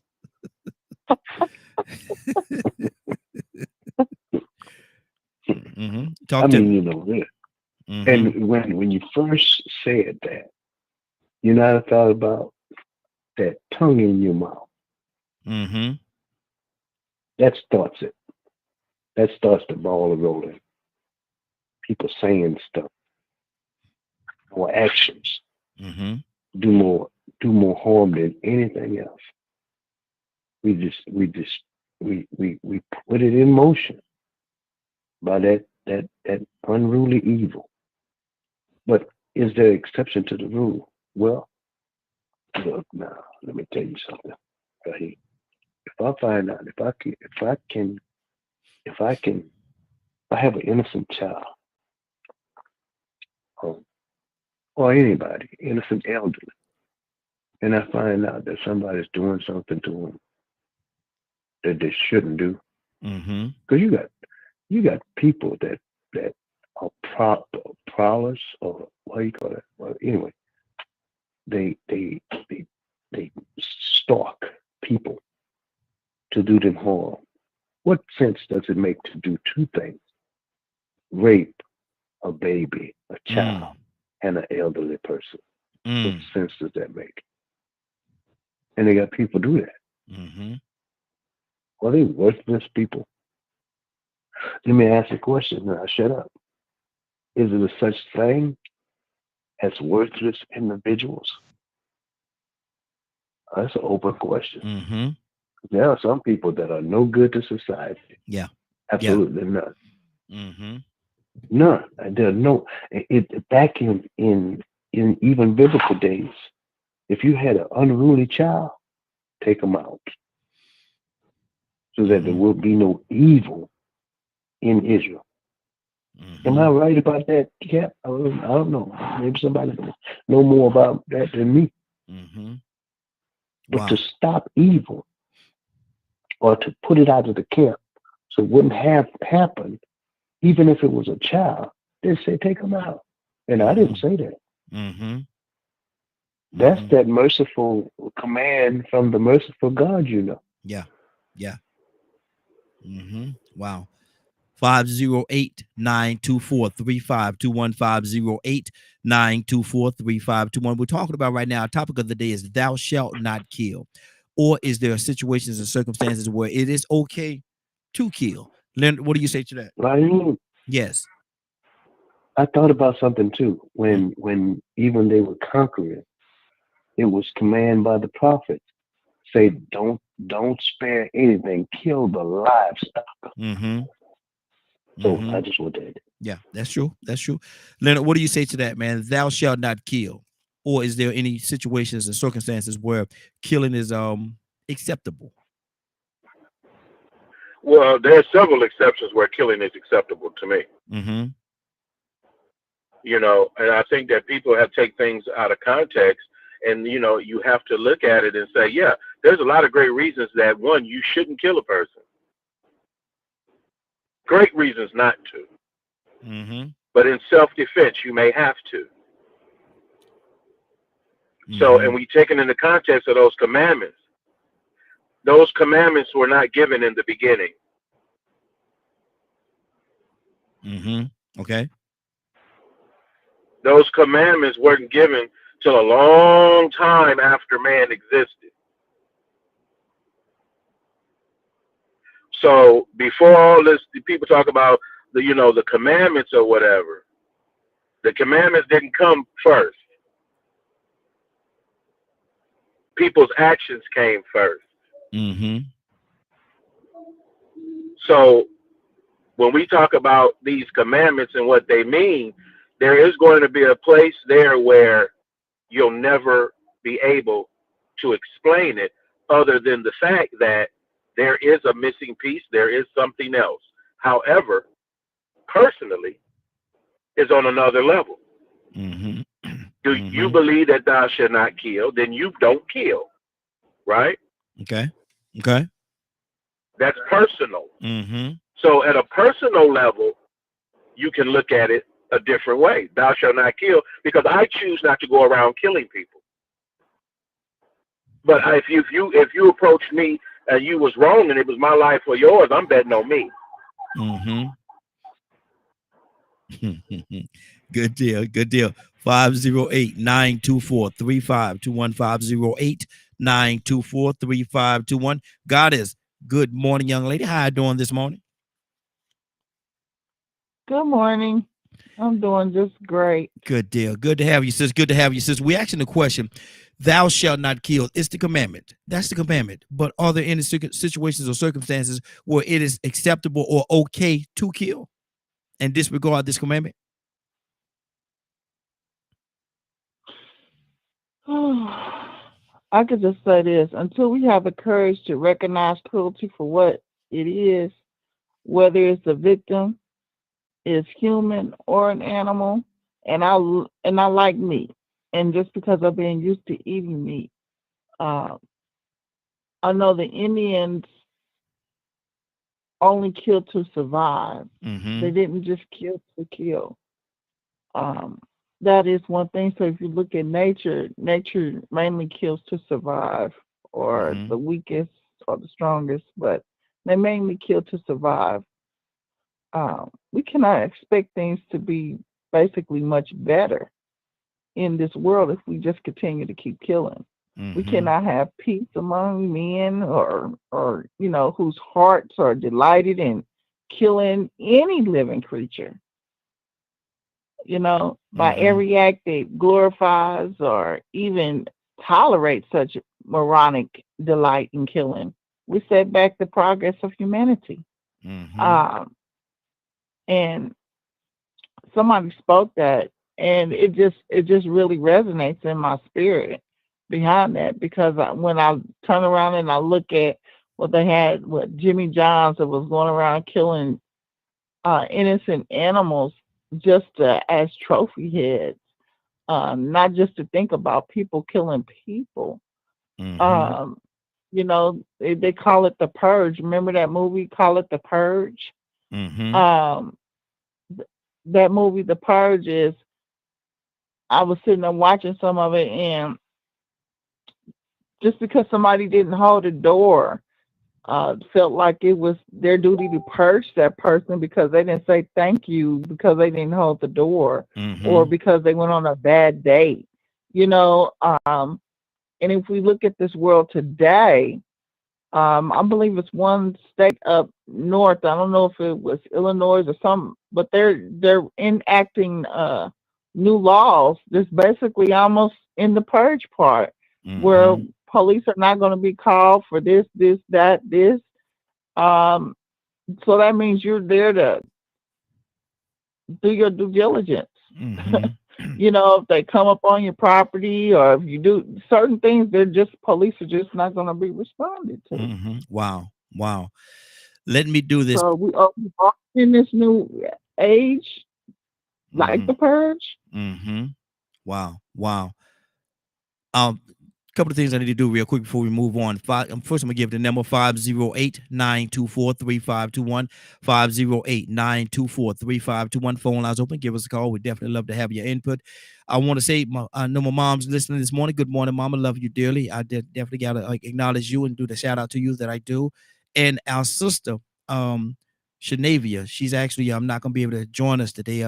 She's got diagnosed with COVID, and so she's asking that everybody, man, say a prayer for our sister, man. She has COVID right now, and she's at home battling that. So I just wanted to put that information out there so everybody can know that we definitely need to pray for our sister. Let me go right now to Zamari. Zamari, thou shalt not kill. Thou shalt not kill. Are there any situations or circumstances where killing is deemed?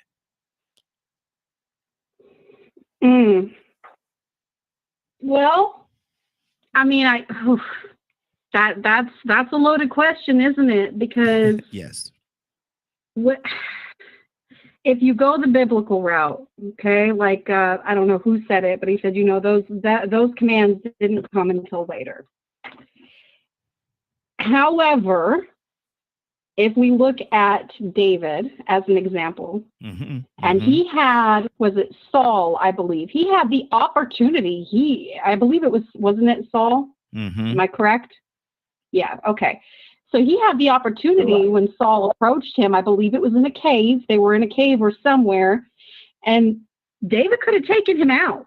And he told him that. He said, I could have killed you, because he cut a piece off of his robe or his cloak, whatever it was. So look, I could have killed you, but I didn't, because God, you are God's anointed, and I will not touch God's anointed. He told him that. So I think it takes, even though David was being pursued for years and Saul wanted to kill David, David did not enact the same way. He ran away from him to guard the anointed's life, regardless of how much of a madman this guy was or how much he wanted David. David probably would have laid down and let him take his life if it came to it, because he was God's chosen. So in that circumstance, my point is, you know, it takes that discernment. And I'm not saying don't go out because you think someone is anointed by God, and don't touch them, because if they're, you know, whatever, it's a different time. But I think it definitely takes a different level depending on the situation. Am I going to sit here and allow somebody to take my life who is threatening me? Is that killing, or is that defending myself? That's defending myself. That's if I have my children in my house, or someone's going at my kids, or whatever the situation is. In that circumstance, I think it is justifiable. And then also in the Bible, you have to keep in mind too, God commanded his people. I don't know who said it, but he said, you know, he told them, he said, go into this camp and do not spare anyone. Kill the babies, kill the livestock. Do not take anything. Leave it.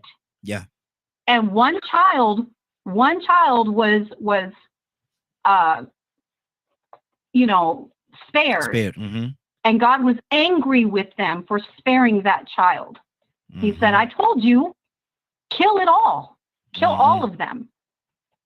So that, I think that's where we have to look at is, you know, the commandment is laid out, thou shalt not kill, but yet God had commanded his people, go and do this. So I think that's where we have to try to figure out, what does that really mean? When is it okay and when is it not okay? I think in the end, what it really is saying is, don't go out with hate in your heart and just take someone's life just because you can. Wow. Don't do it for, you know, just the joy of doing it.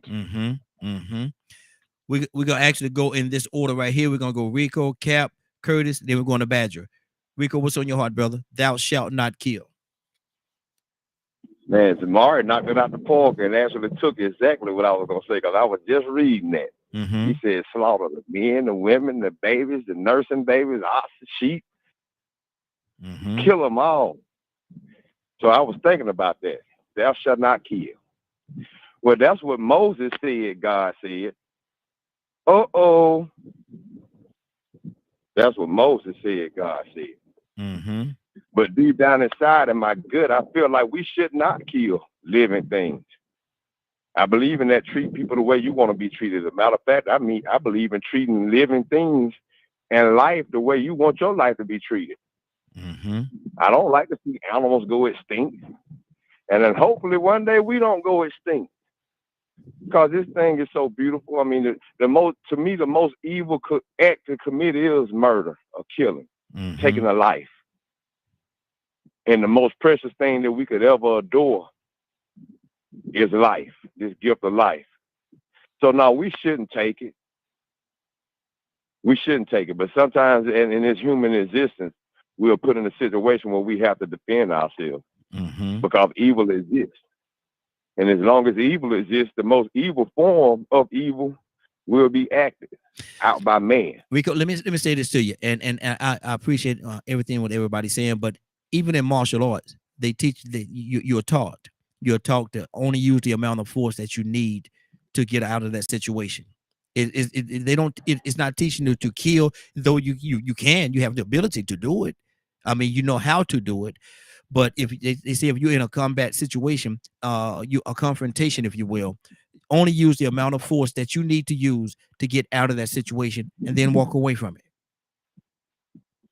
Thou shalt not kill. That's great. Martial arts, that is a principle. You know, and we should all live on principles. When you get to the point where you can control or subdue that threat, maybe you should stop before you kill it. But now what if when that threat heals, you got to worry about that lion coming back trying to kill you again, or whatever that beast is. If you know that as soon as Hitler heals, he coming right back trying to kill more Jews again after you subdued him and you say, well, I shall not take life. Guess what he does? He strikes it back up again. This time you get caught up in it. He get the best of you. You don't get a chance to subdue or control this threat. So, in this human existence, in some cases, we won't have a choice. And then, Zamara, she just read it. I was going to read it and she read it.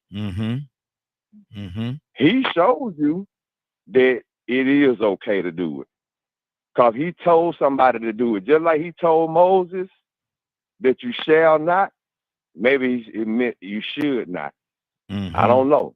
Or maybe some man has changed it to shall not, to make it absolute, instead of making a recommendation that you should not. I recommend you not this.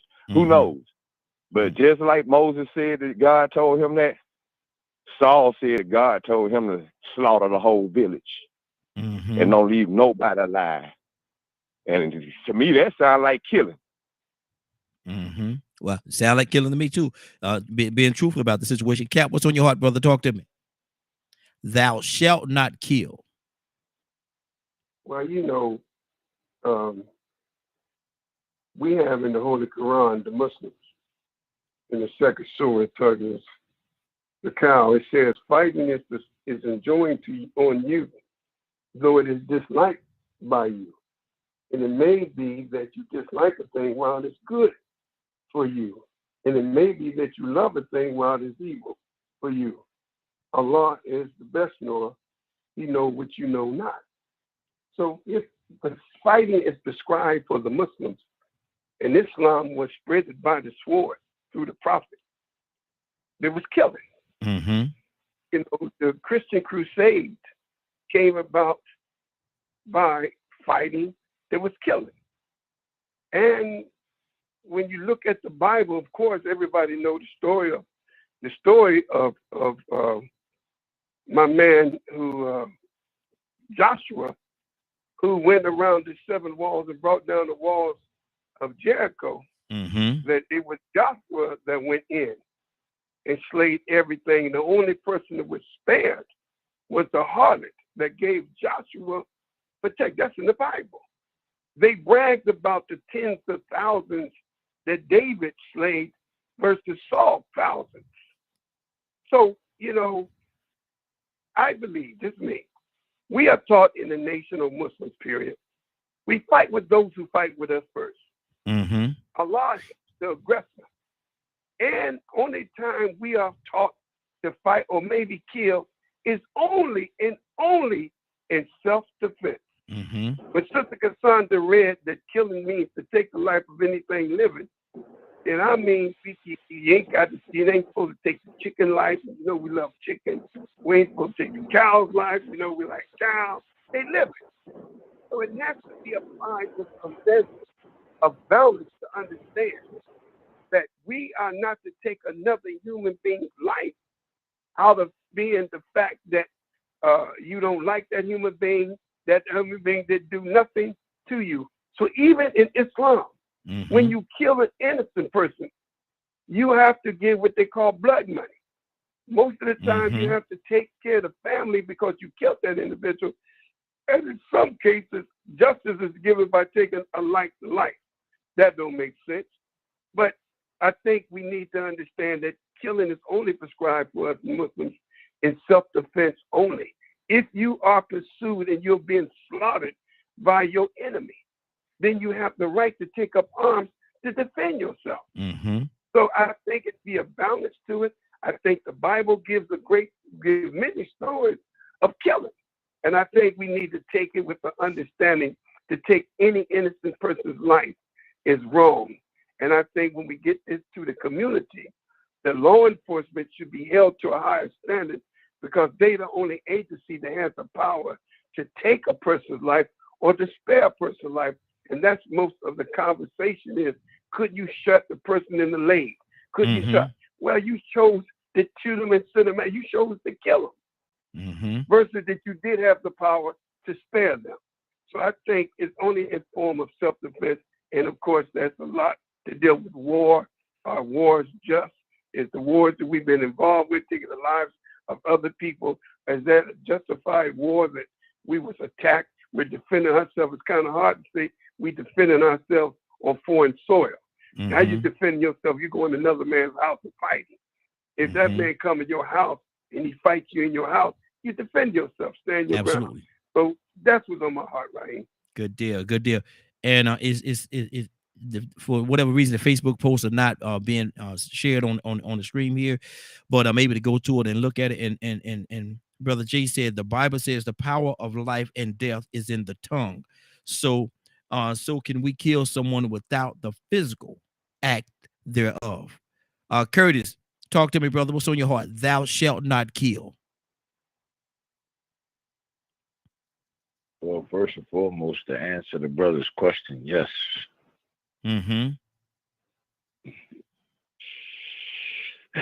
murder a person's spirit is a horrible thing. You know, but it always amazed me that we got that commandment. Of course, we got it from God, but that commandment was given to us. Sometimes we got to pay attention to the greater lesson, right? Come on. We got that commandment from God. You understand? But that commandment was given to us by a murderer. Let's not sugarcoat this thing here. Moses was a murderer. He killed a man that had did nothing to him. Now, was his murder justifiable?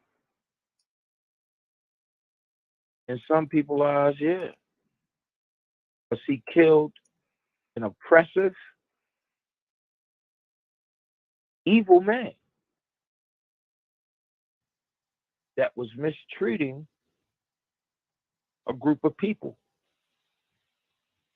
But the truth of the matter is, he still murdered them. And sometimes I wonder if when you look at the story of Moses, after he committed that murder, what happened to him? What happened to Moses immediately after he committed that murder? He was on an island all by himself, in the wilderness, in the desert, where not only you could possibly face a physical death, but at some point your spirit will get tried when you got to walk them burning sands. Yes, sir. Yes, sir. Now, how you come out is how you come out on the other side. But everything about life is completely and solely connected to the spirit. So after you have taken that, is the true meaning of the story is that once you take a life, God will put you in a situation where yours will be taken too. Be it if it's physically or spiritually, but yours will be taken too, so that you now understand the actual feeling of committing murder or of killing.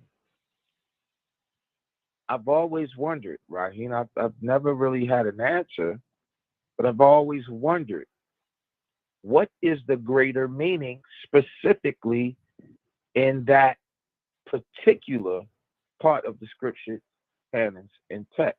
And we heard about Saul, and the same thing, if I'm not mistaken, happened to Belial and his troops when God told them, okay, you go in there, you kill everything. You don't let nothing, you take nothing with you, you kill everything. And then once they won the war, they took what they call the spoils of war. So they let the women live, some of the children live, and they took the women on as their own, their wives. As And booty. God was not pleased with that. As booty. You understand? Mm-hmm. So I've always wondered what is, not that there's a controversy in the actual commandment, but I've always wondered, was there a greater lesson to be taught in the story of Moses? I'll land here. Mm-hmm. The one thing we never ever discuss as a body of believers is that, the truth be told, Moses was a downtrodden,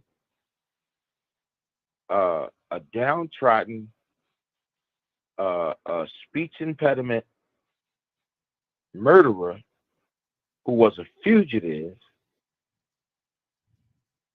who then became a shepherd. Mm-hmm. Wow.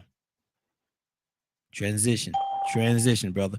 508-924-3521, 508-924-3521. Give us a call. We'd definitely love to have your input on what we're talking about today. Going to Badger Friday, and then we're going to Willow. And so y'all be on standby. Badger, what's on your heart? Thou shalt not kill. Oh man, another fun one. If you come after my family, you better hope God finds a way to stop me. Outside of that, it's an unfortunate reality that there are times where defending an innocent may end up resulting in having to kill. Mm.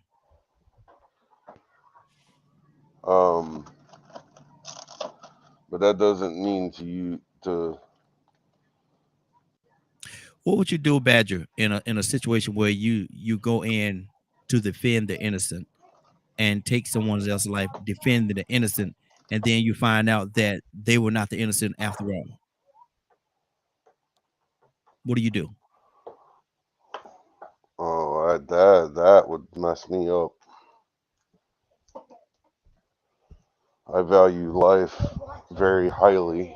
Mm-hmm. So for me to even be willing to take the life of another human being is not done lightly. Mm-hmm. And but that's, part of the path I walk. Something to that severity is an absolute last resort, like absolute last resort for me. Mm-hmm. Okay, good deal. I'd rather try to, find a common ground or be able to, deal with things in the way I deal with things. Mm-hmm. But I was also thinking about, different stories like David and Goliath. Mm-hmm. Samson and Moses and, all those different things. And even thinking about what we were talking about earlier, because I went and watched, the whole chase and everything that they've released. Mm-hmm. And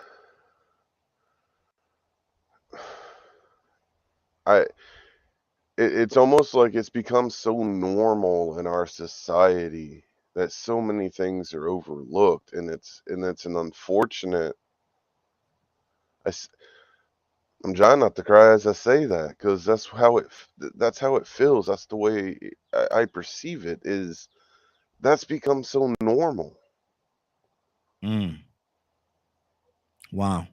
And everything from I'm just gonna take this person's life because they owe